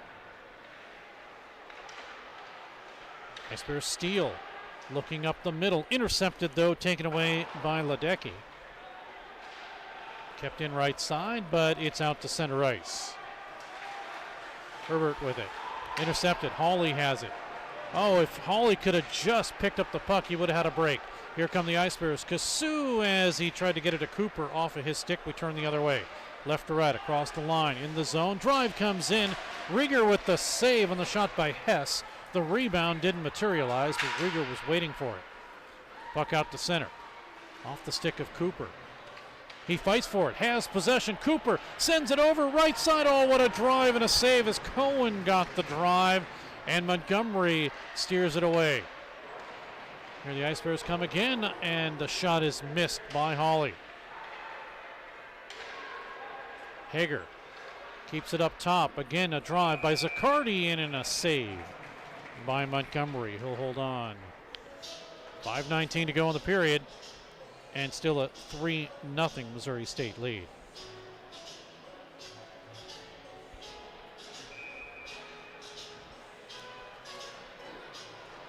That's where you talk, Stan. Oh, man. Missouri State starting to lengthen the shots on goal lead. Yeah, 22-17. But in reality, the second period has been a lot slower than the first period, as I think there have been a few adjustments by Maryville, not letting Missouri State enter as quickly as they want to. Now across the line, breaking free, getting hooked by Hager is the man who just scored. He didn't score, but his body did. Yes, that's right. That is Lincoln Duffy. But he draws a penalty, and Missouri State will have Hager, maybe a slash or a hook, one of the two. Let's see what they say. It's a hook. Ice Bears on the penalty kill on this one. Oh, no.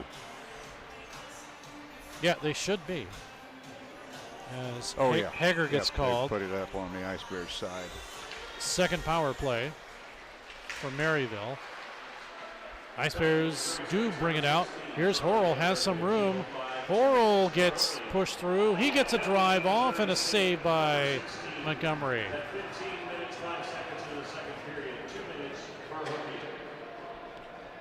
Hooking is the official call.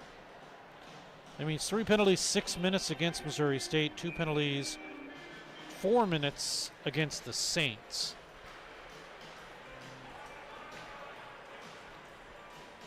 Don't forget, more coming up tomorrow. We'll talk about that in the next stoppage here.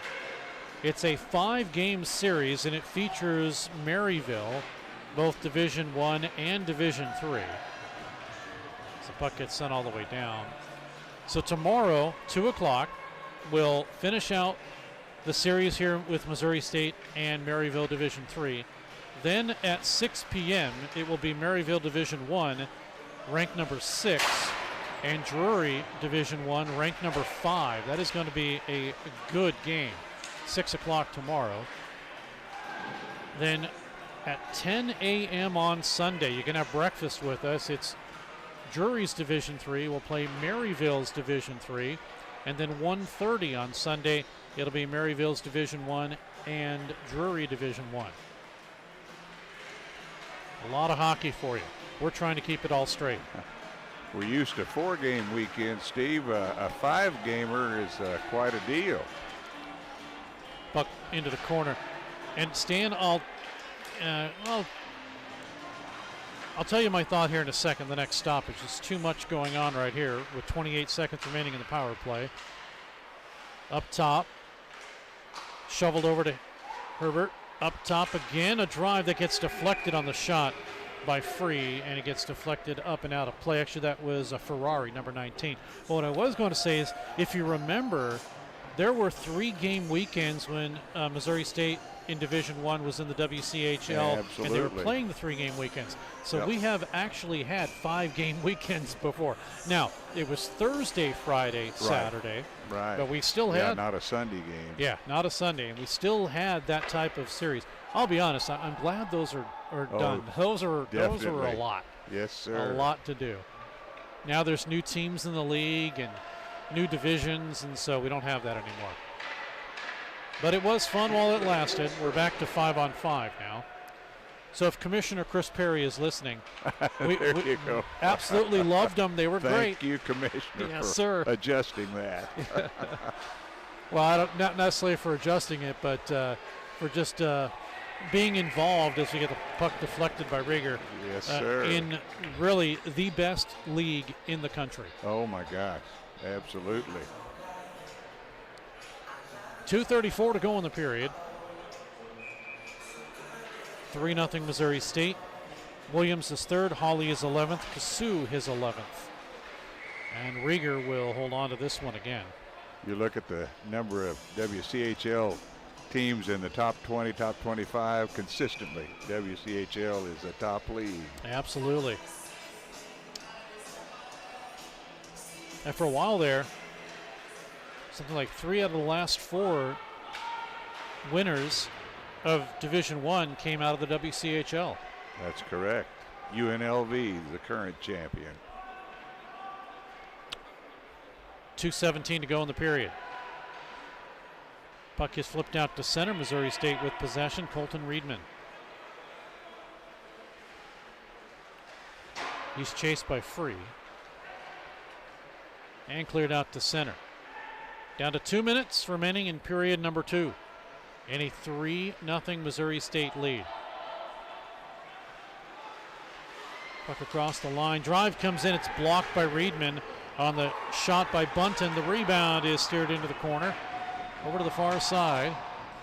Fans starting to get a little wild here. Puck is out of the zone for an offside. 1:40 to go. Missouri State 0 for 1 today with 2 shots. And the Saints of Maryville 0 for 2 today with just 2 shots.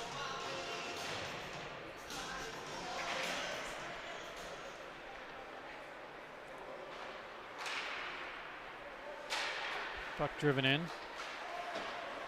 Charlie Hager over to the far side to Zach Zaccardi. Comes out to center ice. And here comes Will Cassou. Across the line. The second effort pass by Hawley is broken up. Down to 1:18 remaining.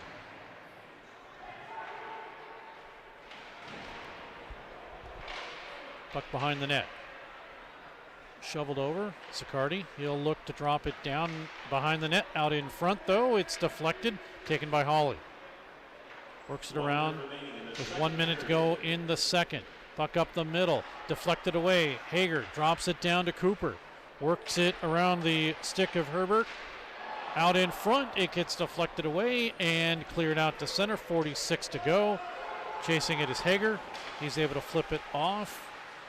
Hawley can't keep it in. Delayed offside as Hager will gain it in his own zone. Leads it to Cassou. Tipped off of his stick. No icing there. 28 to go in the period. Puck flipped out to center and sent all the way down after it was deflected away. Ice Bears touch it up, played with a high stick. 17.3 seconds. So Stan, I know when we were doing these games, we did not have multiple screens, and oh my God! All our stats production right there at the bottom. Is amazing here, Steve. Got an outstanding production assistant here on the job. Yeah, boy, oh boy. Yeah, before it was just me doing everything. Absolutely. Now I have a production assistant. Great I have team. Scott.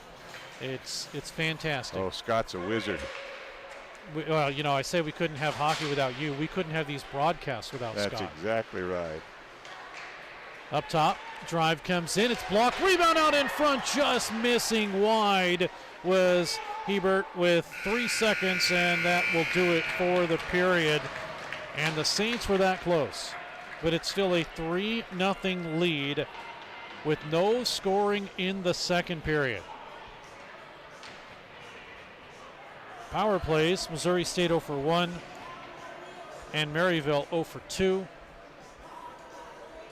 As we take a look at everything here, 3 penalties, 6 minutes to Missouri State, 2 penalties, 4 minutes to Maryville.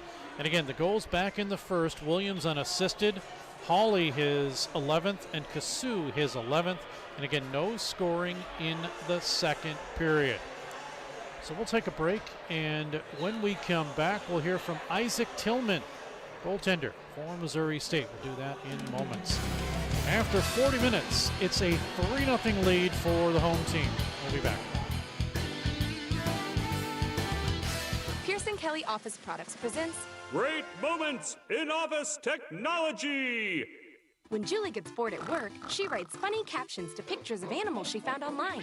Then she realized she could send all of her pictures in one gigantic message to her coworkers. At that moment, Julie created Junk Email. Now, employees can enjoy their days watching auto-tuned sneezing pandas.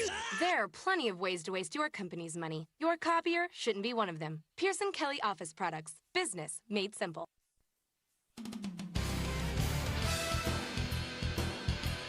Back at Brightspeed Ice Park. Steve Cass, now goaltender Isaac Tillman of the Missouri State Ice Bears.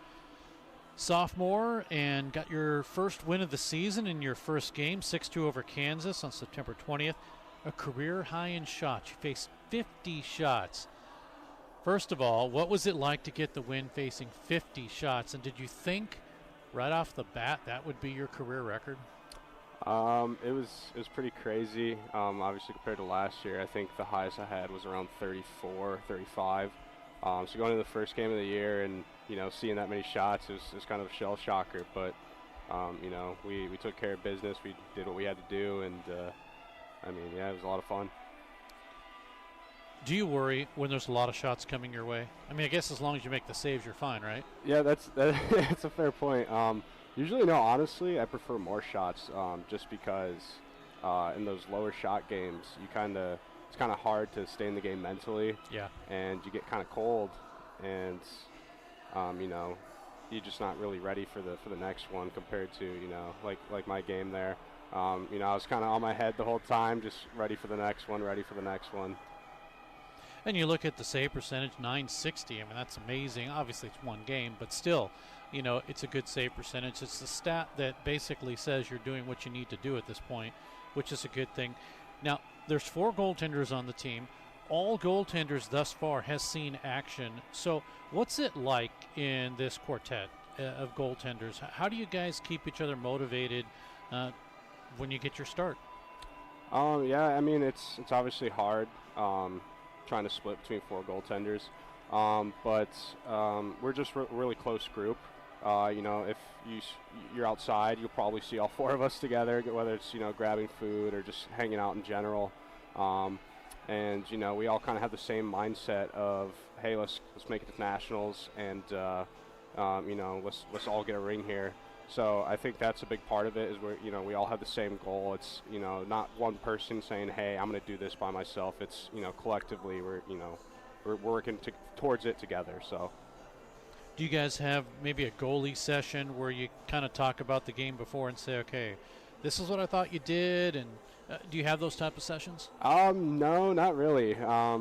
You know, we usually go up to Blev's after a game and, you know, just kind of run through with him and Jeremiah, just, you know, see what they thought, they thought we could do better and things like that. And, you know, obviously you could ask Coach Blevins and Coach Jeremiah, you know, they're going to say that they're not goalie guys, so they don't really know how to approach it.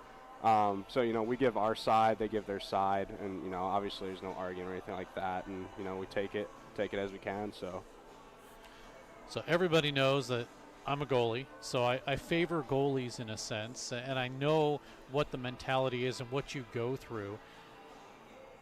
Is your same philosophy like almost every goalie? I don't mind if you block the shot, but it better not get to me. And if there's a 2-on-1, you're taking the pass because I'll take the shooter. Yeah, exactly. That's how I think. I feel like especially at this level now, it's just kind of, you know, straightforward that the goaltender is usually going to take the shot 9 times out of 10. It's just a little bit easier on us. Obviously, making that cross-crease save it's kind of a pain sometimes. It's a lot of fun when you do make that save. Don't get me wrong, but if you don't make it, then, you know, you're down a goal and you have to fight back to get another one. But yeah. Now, when I played, goaltending pads were 12 inches. They weren't 11. And so I don't think you've ever even seen potentially a 12-inch wide pad. I felt like it was more of an advantage because there have been times where, you know, over the pad, under the glove or the blocker situation, and I felt like I needed that extra inch, but that's just me. Obviously, play is improved to the point now where maybe an inch on the pads less is good. Do you feel they're comfortable? Oh yeah, 100%. I mean, obviously it takes some getting used to. You know, starting younger, it feels weird. It feels really weird. It feels like you got bricks on your legs walking around. But no, yeah, once you play for a couple of years, like, you don't even realize they're there. You know, obviously unless you're getting caught up or something like that. But, you know, even, you know, like you were just saying, with that extra inch, even with that, low glove, low blocker shots, those are still, I would say, the hardest shots to save. It's just I don't know how to explain it. It's just a weird way to be moving your hands into the correct position. So, yeah. When you're out on the ice, do you say anything to the guy, not your defenseman? You might tell them where to go, where to be, but I mean to any of the potential scorers. Have you said anything to him? And if you have, what's the funniest thing you said? I can't really think of anything off the top of my head. Or you can't say what it was. Yeah, yeah. Usually if I am talking, especially in my D, it's, just telling them, hey, you got a guy on, or, I'll be yelling, there's a guy in the slot or this or that. Just simple stuff to make them aware of, the situation at hand. I think the only thing I can really remember forward-wise, obviously usually it's just oh, hey, good job, fellas, let's go get another one. Sure. But I think the biggest one for me was last year when I had gotten the assist on Isaac Cooper's goal. And at first I didn't really realize it. And, it came over the speakers, and I was like, oh, wait a minute. I did get that. And after that period, I went back in the locker room. I went into the locker room with the fellas, and I started screaming Isaac squared, so that's that was funny. Fun. Was that assist 1 or assist 2? I didn't even know I had his second assist. It was the one against Illinois State. That's all I remember. I didn't even know I had a second assist. Well, yeah, I know. It's always good when you get a couple of points. You look on the score sheet. Wow, that's awesome. Now, has goaltender always been the position you've wanted to play? It was kind of rough when I was younger. I like skating out, but at the same time, being a little kid, you don't like doing all the conditioning and everything like that. Scoring goals was a lot of fun. But not doing as much skating as everyone else was also kind of nice. And, just having that extra responsibility of being a goaltender is kind of cool. Everyone kind of looks towards you to help save the team. So it's kind of cool because it's like you're a superhero almost. But I think once I hit about 8 years old, I finally got told by multiple coaches, they're like, yeah, we think you should stay at the goaltending position because we think that's where you're going to shine best. And ended up staying with it. And, here I am now, 22 years old and still at it. Well, for me, it was just because I wanted to be center of attention. That is, like I said, it's like being a superhero. It's a lot of fun and everything like that, but sometimes the pressure gets to you. I'm not gonna lie. Well, and plus you get to stay on the ice the entire game. Now, when you're growing up, obviously, if you're just the one goalie on the team, you play every single game, and even if you were a second goalie, at least you know maybe half of the games. But getting up again with 4 goaltenders now, what's it like mentally to kind of stay prepared and stay ready and know that especially if coach dresses, let's say, 3 goaltenders or all 4, anybody can go in. How do you stay mentally prepared and ready? It's just kind of one of those things where, you always got to be ready to go.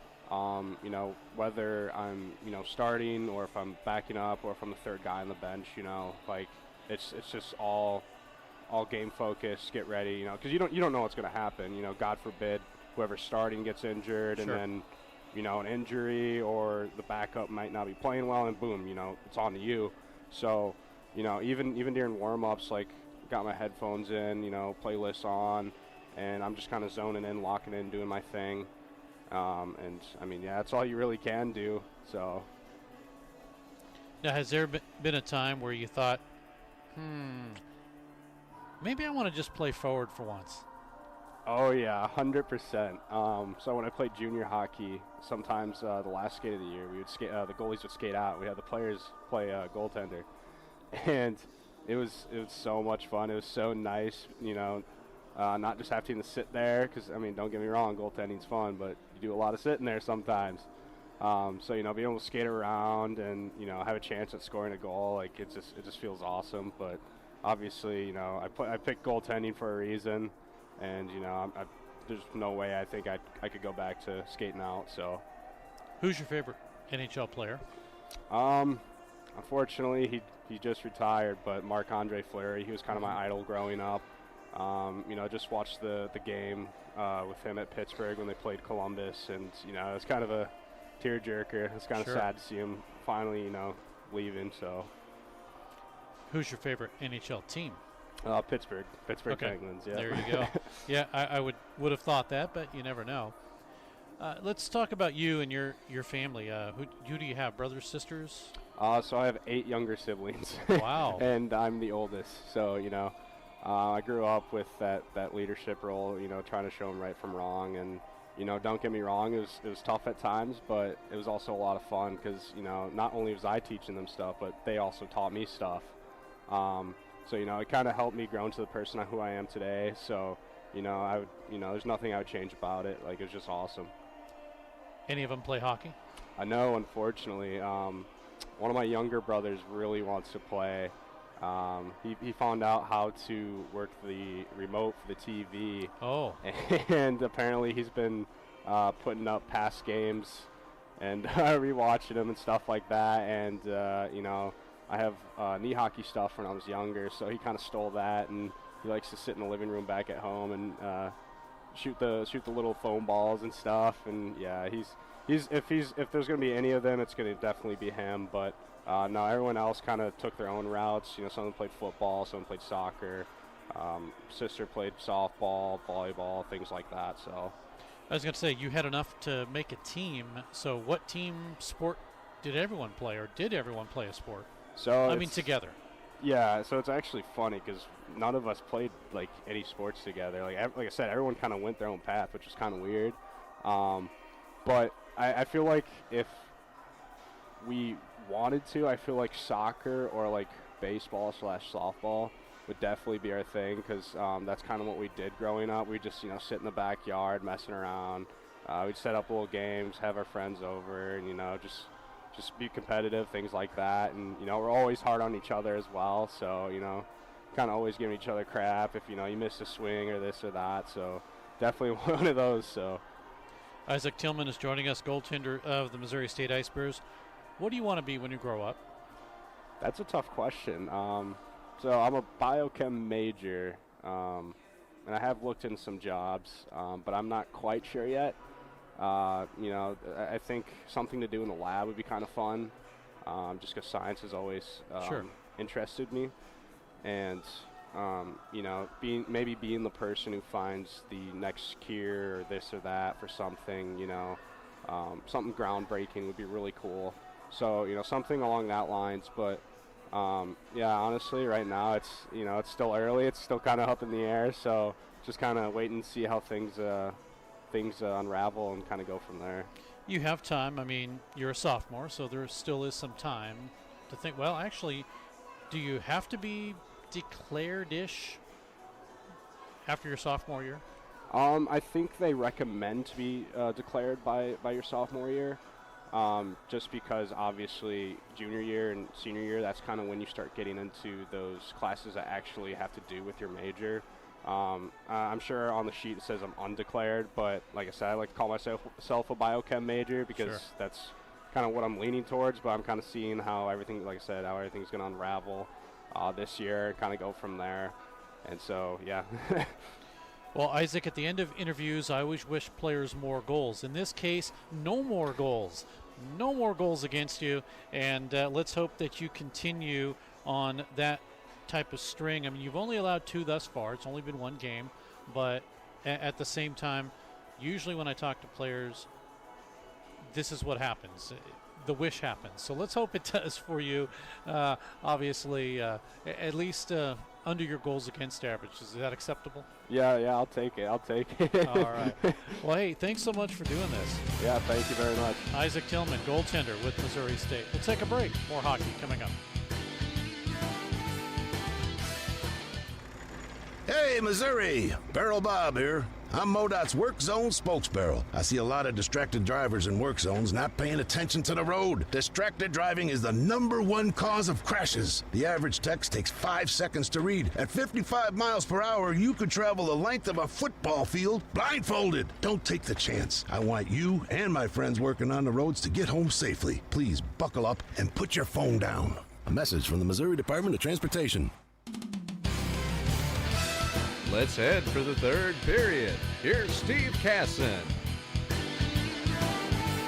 along with the godfather of Missouri State hockey, Stan Melton, joining us here. Scott Lutzke keeps us on the air. Cal Bussin, great camera work, and Marissa Friedman, our local producer here. As we are ready for period number 3 between these two teams. Now, again, more hockey coming up later on. Scott, I don't know if you have the schedule handy or not, but more hockey. That includes Missouri State. It also includes Drury. And that'll be coming up a little later on. We'll get that schedule up for you a little later. But here we go with period number 3, and Missouri State will have possession.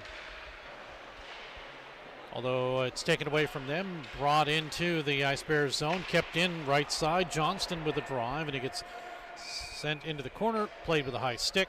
We'll have a stoppage in play. 19:46 to go in the period, and the face-off will come outside the zone.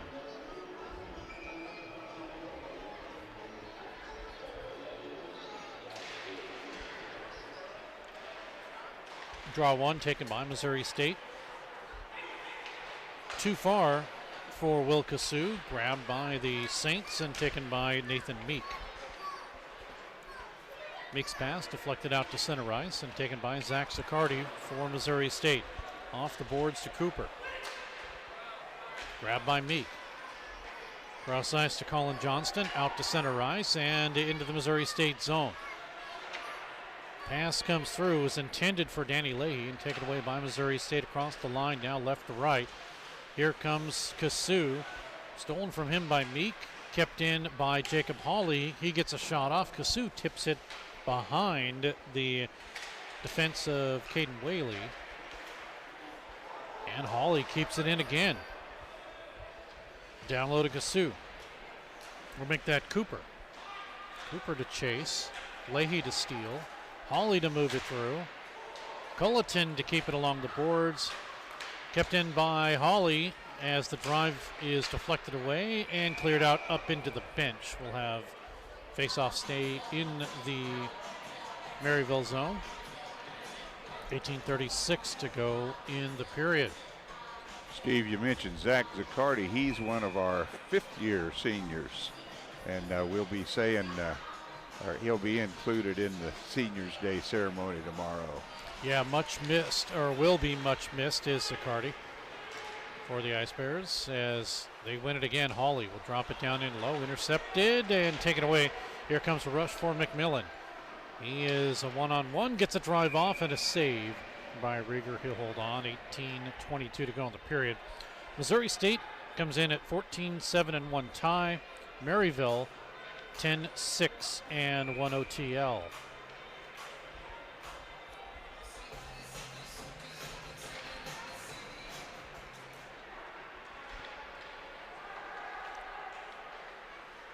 Here come the Ice Bears across the line. Ringoffer with a drive in, saved by Montgomery.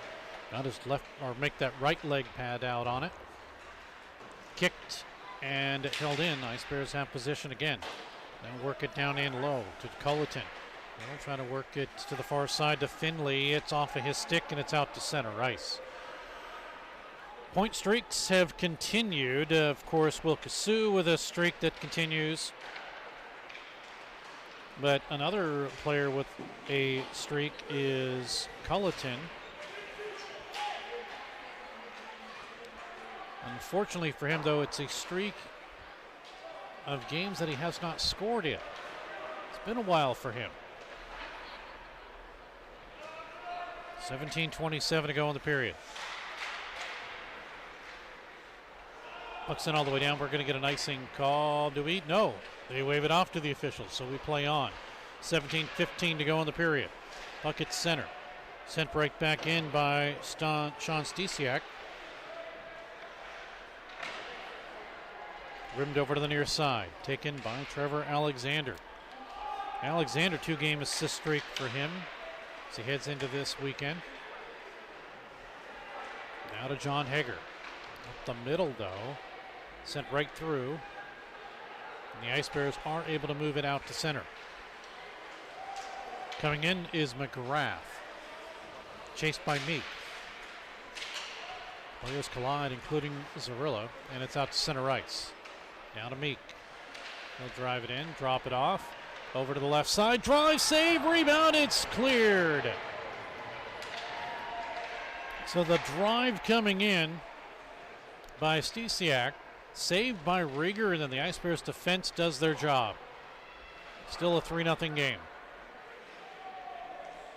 We'll get no icing here. It's been waved off. So both that one, teams Steve, change. certainly looked like one of the best opportunities Maryville's had tonight. Yeah, Stan, absolutely. But the Ice Bears did have a defenseman right there. They were able to clear it across. Get it out of harm's way. That's the worst feeling for a goaltender. When you know the puck's behind you, you're not really in position to clear it out of the crease, and you just hope your defenseman or somebody's there to clear it.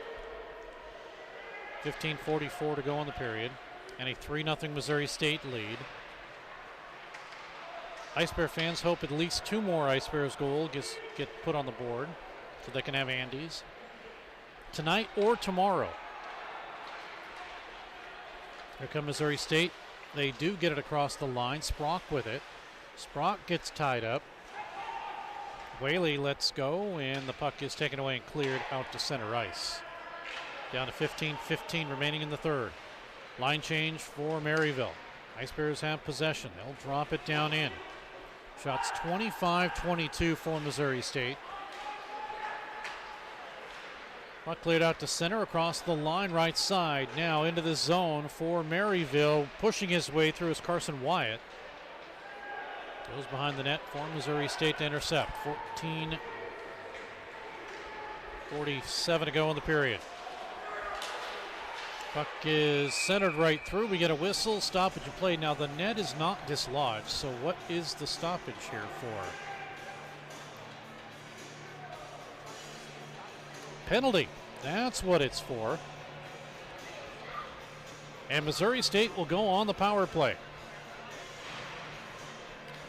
Missouri State looking for a little south end of the rink offensive zone magic like they had in the first period, Steve. They're back in the third period, shooting in the south end, and we'll see what happens. This is Wyatt's second consecutive penalty. And Missouri State on power play number 2, just under 20% on the power play. Puck driven in, slapped through, and trying to chip it is Horrell. Puck driven down, though, with 1:30 to go in the period. So the adjustments have further been made by Maryville. Missouri State having a hard time getting it into the zone, especially on the power play.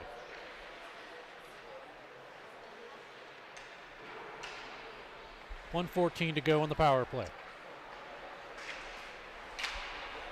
Across the line for Cassou, centering pass. It connects with Horrell. Horrell off the boards. Jacob with 6 goals this season. Shot comes in right through Horrell's legs, and a save by Montgomery.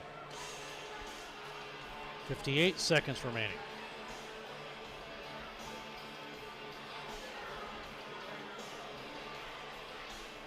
Shots 27-22 in favor of Missouri State.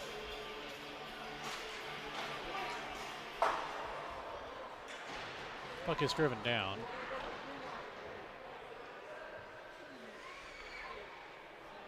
And Missouri State in their own zone. So Stan, I don't know if you noticed it, we talked about it earlier, but it's about 10 degrees cooler here today in this rink. Yeah, I could certainly tell that walking in. I talked to the guy that runs the ice portion of the rink, and he said to me, he says, "You're wearing a jacket?" And I said, "Yeah." And he said, "Well, it's 10 degrees cooler." And I asked him why, and he wouldn't give me an answer. Well, we're still not anywhere near the coolest rink in the league prize as far as the WCHL is concerned.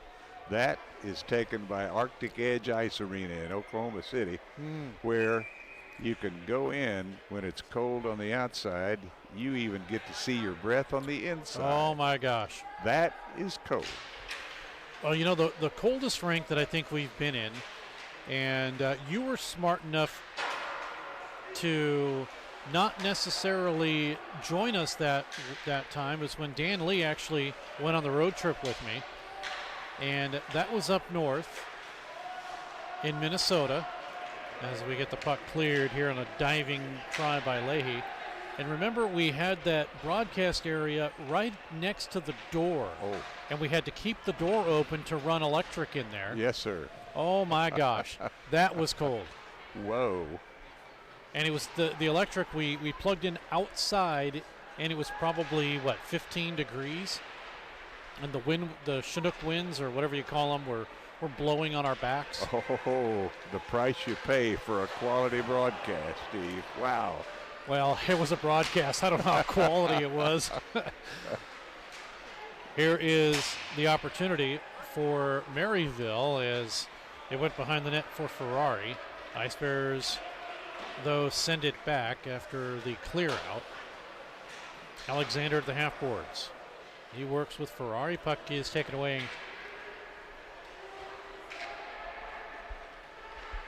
Driven back for Missouri State to set things up again. They'll change. Down in low to Whaley. 2 goals, 8 assists for the defenseman, senior out of Okotoks, Alberta, British Columbia. 11:26 to go. Shot comes in, it misses wide. On the attempt in front by McMillan. Now Saints with it again. McMillan, he shoots, missed wide right. 11:10 to go in the period. Across the line, goes underneath the stick of Cohen, who tried to keep it in. Now Amel with it. Dropped it off to McMillan. Blocked in front. Panthers, Ice Bears are able to clear. That's tomorrow's game. Missouri State and Maryville at 2 p.m. And then it's the Drury Panthers and Maryville Division I at 6 p.m. tomorrow. 10:36 to go in the period. Puck is sent right back in and an offside. 10:28 to go in the period. Still a 3-0 lead for Missouri State.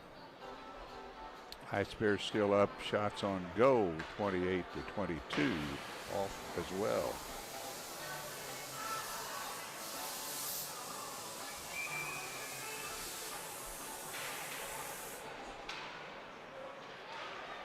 Face-off is won.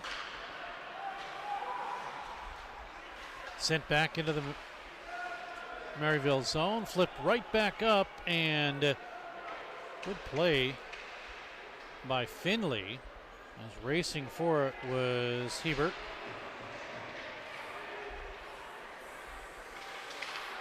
Coming down to 10 minutes remaining in the period. 3-0 Missouri State.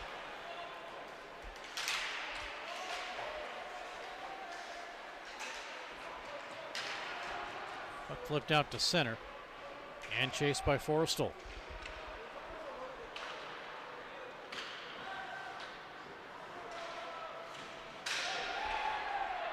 Play at center. He's getting upended was Hess, and now with 9:33 to go in the period, it'll be the Ice Bears with possession. He had it at the line. Forrestal did. We get a whistle stoppage of play behind the. We're going to get a penalty. It's behind the play, and the only thing I can think of is, as you see the official Mark Marzola with a misconduct signal, something either happened on the Maryville bench or a player, but something happened that the official did not like.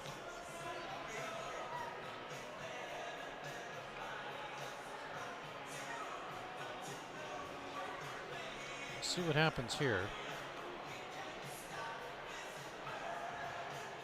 Well, looks like, yep, Maryville was busted on that one. We'll get another power play for the Ice Bears. Definitely something that caught the ear of the official. So 4 penalties, 8 minutes assessed to the Saints.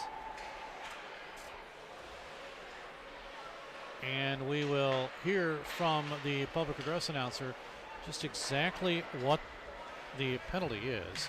So the power play for Missouri State, this is number 3. Penalty on the play to Maryville for too many men on the ice. It's a 2-minute minor. The penalty will be served by number 18, Rusty Hess. Again, at 10:33 in the third period, 2-minute minor for too many men on the ice, served by number 18 for Maryville. Well, that's interesting. The official did not call that. At least it looked like a T to me, not a too many men symbol, but either way, it's a penalty. Ice Bears have 1:11 to go in it. There's Colleton drive-in save by Montgomery. He'll hold on. 1:08 to go. Sharp eyes by the officials to catch that too many men, Steve. That's not an easy penalty to spot sometimes. Yeah, I didn't see that, but maybe he was looking at a player that got on the ice, and I'm wondering if that became the 6th player on the ice, and that could be why. 8:27 to go in the period. Puck behind the net. Ice Bears trying to work it. Now 54 seconds remaining in the power play. They get it up top. Hawley swings it over. Now, after hesitating, a drive by Cooper. It's cleared out to center. 43 seconds remains.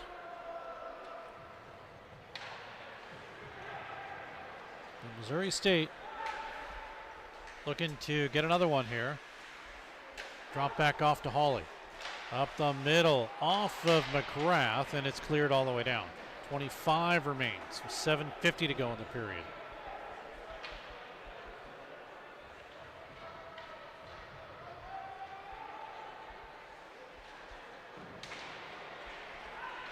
Ice Bears have it across the line. Hawley once again. Hawley drops it off, bad bounce, as he tried to drop it at Kasu in a bad bounce, but Missouri State in their own zone to set it up. Power play now expires. Back to 5-on-5. Puck stolen, taken away by Leahy. Across the line, a drive missing wide by Ferrari. Far side, and Missouri State with possession. They have a 3-0 lead.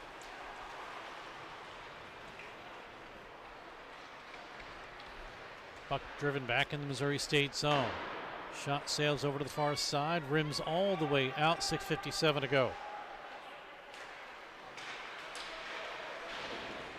On his knees was Britz as he's able to get it down in. Ice Bears flip it off the near side boards. Nothing but white jerseys there as they're able to get it out to center. And now getting upended is Horrell. Oh, the officials let it go. Horrell completely tripped. The officials say play on, so we do. And it's at center for Sprock. He'll try to work it away from everybody. Now we get a whistle stoppage and play, and a high stick is being called. Interesting. One penalty not called and another one is. Third power play now. Penalties are evened up 4-8. And a high stick to Horrell.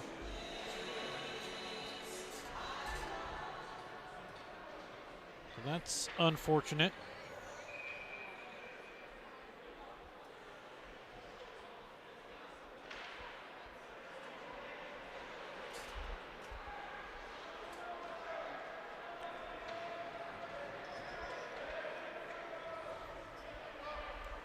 .148 remaining in the power play. And out of their own zone is D'Angelo Ferrari. Tipped down in by Sean Stasiak. To Missouri State, number 55, Jacob Horrell. 2 minutes for high sticking. Time 13 minutes 45 seconds. Again, penalty to Missouri State. So that is the call there. Number 55 at 13:45. 1:22 to go is big scrum in the corner. Nobody's able to move it. Finley is in there working it through is Stasiak. Also trying to help out Nick Eberline, new to the team. And a couple of players fall down and get tripped, and we get a whistle stoppage and play. I don't know if this is for a penalty or not. Maybe. Key penalty kill for the Ice Bears, Steve, because They've maintained the momentum throughout the game with the 3-0 lead, and you don't want Maryville to get their foot in the door with a power play goal. This is going to be an interference call. Oh, even tougher situation here for the Ice Bears penalty kill unit. So Finley gets called for interference.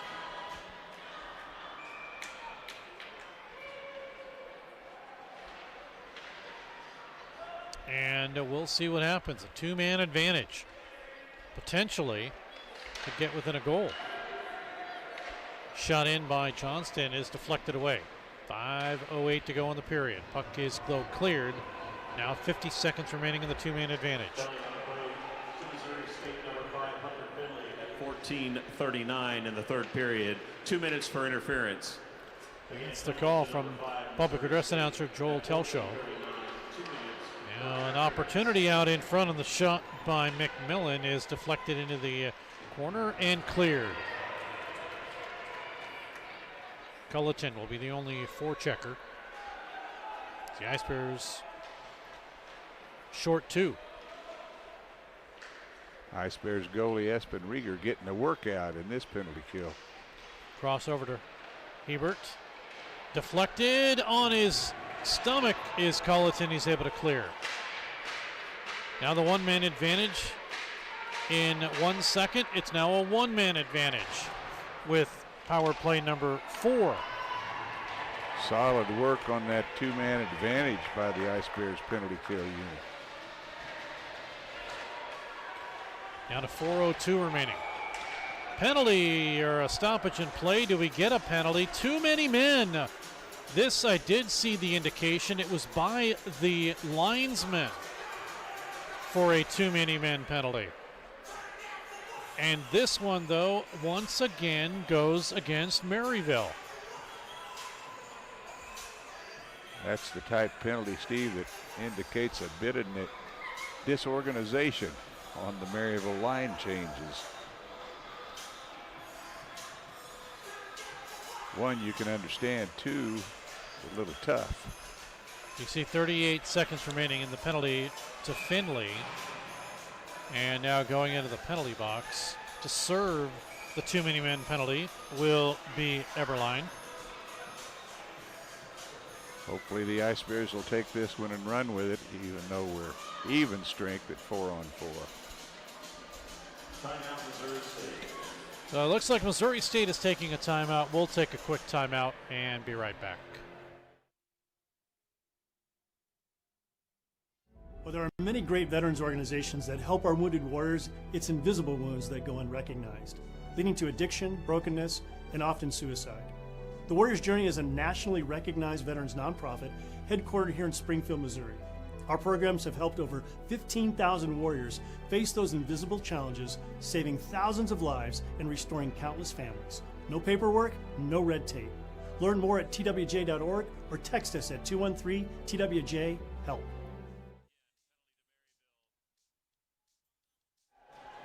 You're back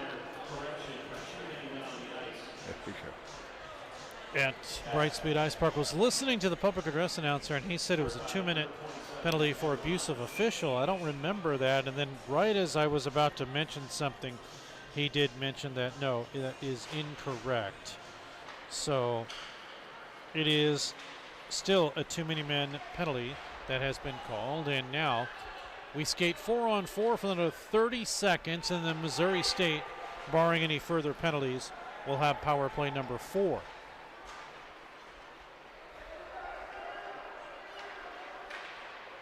So across the line, shot comes in by McMillan. It's deflected into the corner. 9 seconds remaining.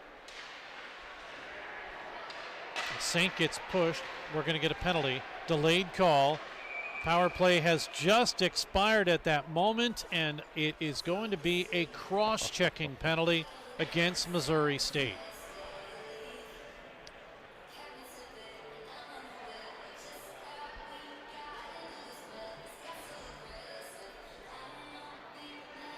So the Ice Bears, instead of having a power play, will not.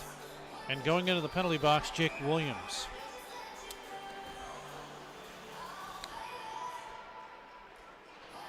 just when you thought it was safe for a power play opportunity. Now we'll turn around and end up with a penalty kill situation at the end of the Ice Bears penalty. I'm sorry, Number 20, Maryville's Jake penalty. Williams, 2 minutes for cross-checking at 16:38 in the third period. So Williams for cross-checking. And now with 2:55 to go in a 3-0 Ice Bears lead, there's 53 seconds left in the 4-on-4, and then it'll be a short power play as peppering Espen Rieger are the Saints, and Rieger is able to hold on to this one.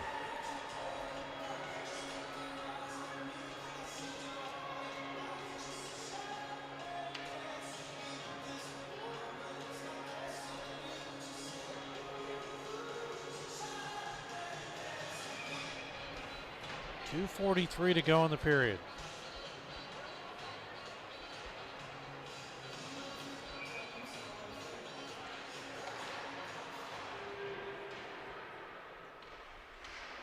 Playing to the near side boards. Puck is flipped up, cleared, taken by Alexander with a drive in, and it is deflected up and out. 2:31 remains. And a 3-0 lead for Missouri State.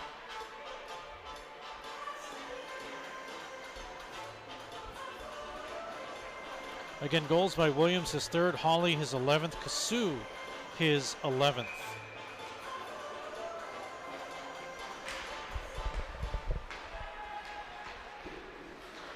Drive comes in on the shot by Williams, or Alexander that is actually, and turned aside.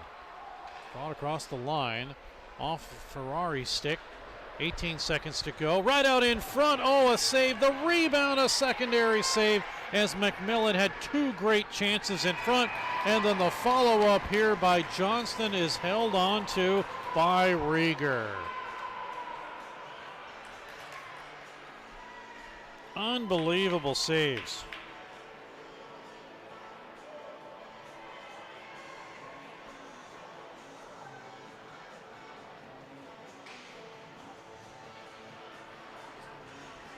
Missouri State is thanking Rieger for just being ready and waiting. Absolutely, Espen's got the right rabbit's foot in his pocket tonight. He's doing a great job.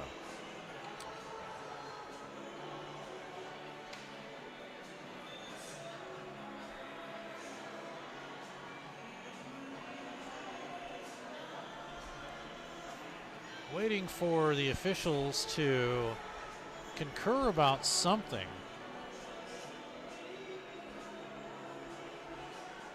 Not exactly sure.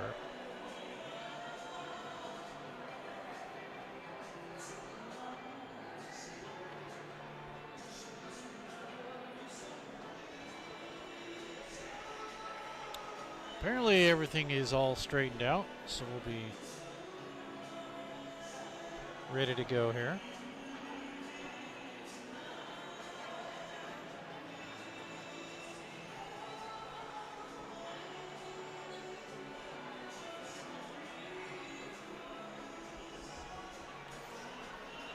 Well, while they're doing that, Stan, Division I right now, you mentioned Nevada, Las Vegas. So right now, Nevada, Las Vegas, number 3, they have an auto bid.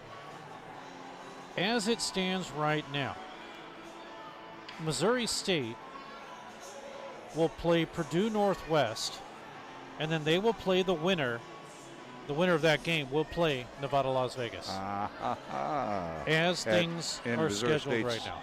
Position is number 19. They're number 19. Yeah. And Purdue Northwest is number 14. So as things stand right now, if Missouri State ends up in this position, then they end up playing Nevada, Las Vegas. There you go. Of all the teams. Boy. And we've had the that. The key is maintaining that top 20 ranking. Absolutely. Well, that actually lower than that because of the auto bids. Well, no, the auto bids are at out 20. 24, 23, yes, 22. You're right. So top 20 safe. Yeah, I forgot they had changed it to 24. Yeah. 2:04, speaking of 24, to go in this period. Now in 2 seconds, it'll be a short power play. So now they get one man back. That is Eberline. He's out. So it's power play, I believe, number 4.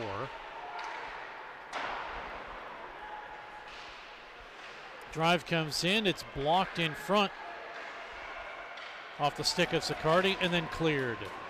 18 seconds remaining. 1:36 to go. Here in the third period, a 3-0 Missouri State lead. Bossler had to go off of his stick. Chipped away. Horrell had his stick slammed to the ice. He'll come pick it up. Now Bossler in his own zone for Missouri State. Power play has expired, 5-on-5. They could not hit Williams coming out of the box. Now a shot comes in right through, and a save by Rieger. After stealing the puck and bringing it into the right side was Zach Zarilla. He's looking for his first goal. In fact, several players are looking for their first. Eliza Britz still looking, Rusty Hess, Zarilla, Kress, all looking for their first goal.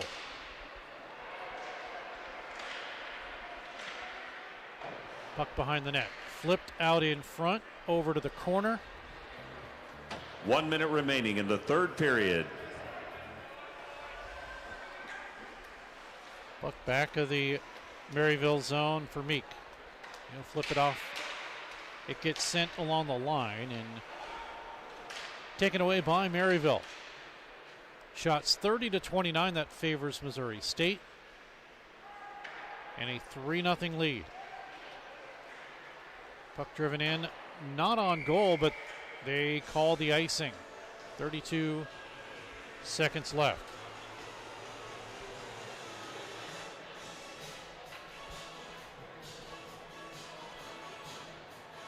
Well, that taste of Andy's custard was a lot stronger in the first period, Steve. Looks like we're going to miss it tonight, but there's always tomorrow. There is always tomorrow, and there will be that opportunity. Looking forward to it, although we'll have to get it on well, maybe not even on Sunday. There's a lot of games to go this weekend. Don't know when I can get to Andy's. 20 seconds remains. Puck behind the net. Chasing it through is Finley. 11 to go. At the line. Not able to be held in by Meek. That with 5 will send it back out. And that should do it for the period.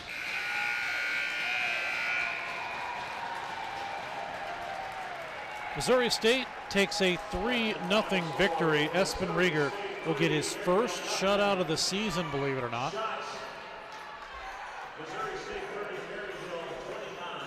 So the Ice Bears put 30 on Tyler Montgomery. 29 get put on Espen Rieger. And as you take a look at it, the only scoring in the first period, Williams is third, Hawley from Cooper and Forrestal, and then Kasu from Hawley and Cooper. Power plays. Definitely came on strong in the second and third period, shots on goal, but the Ice Bears goalie, really the man in this game, Steve. Espen Rieger, their go-to goaltender. He was the player that had that 3-3 tie against Arkansas November 16th, top 32 of 35.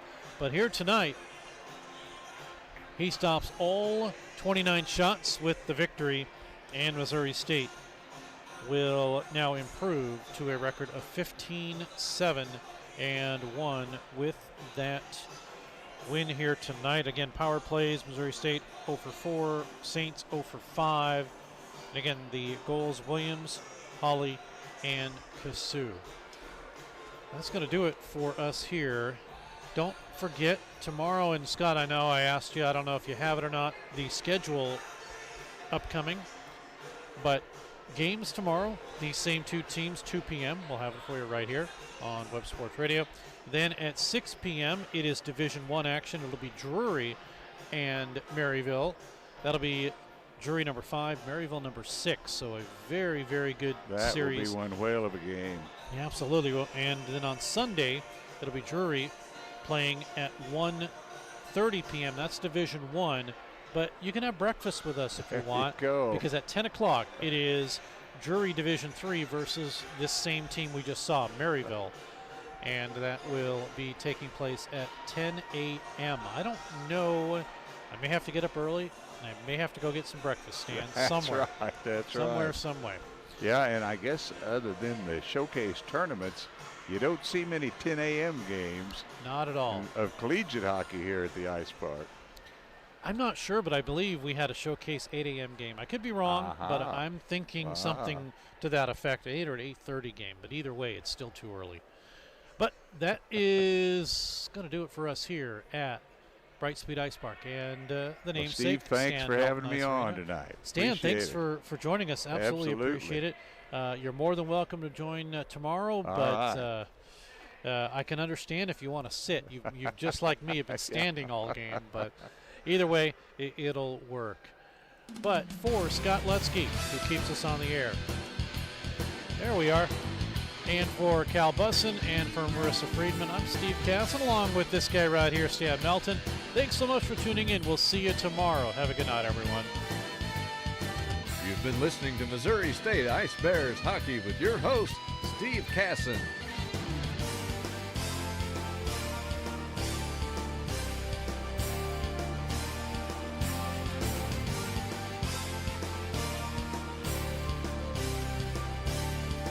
Thank you for tuning in to tonight's game. Ice Bears Hockey is a presentation of DS Sports Enterprises and WebSportsRadio.com.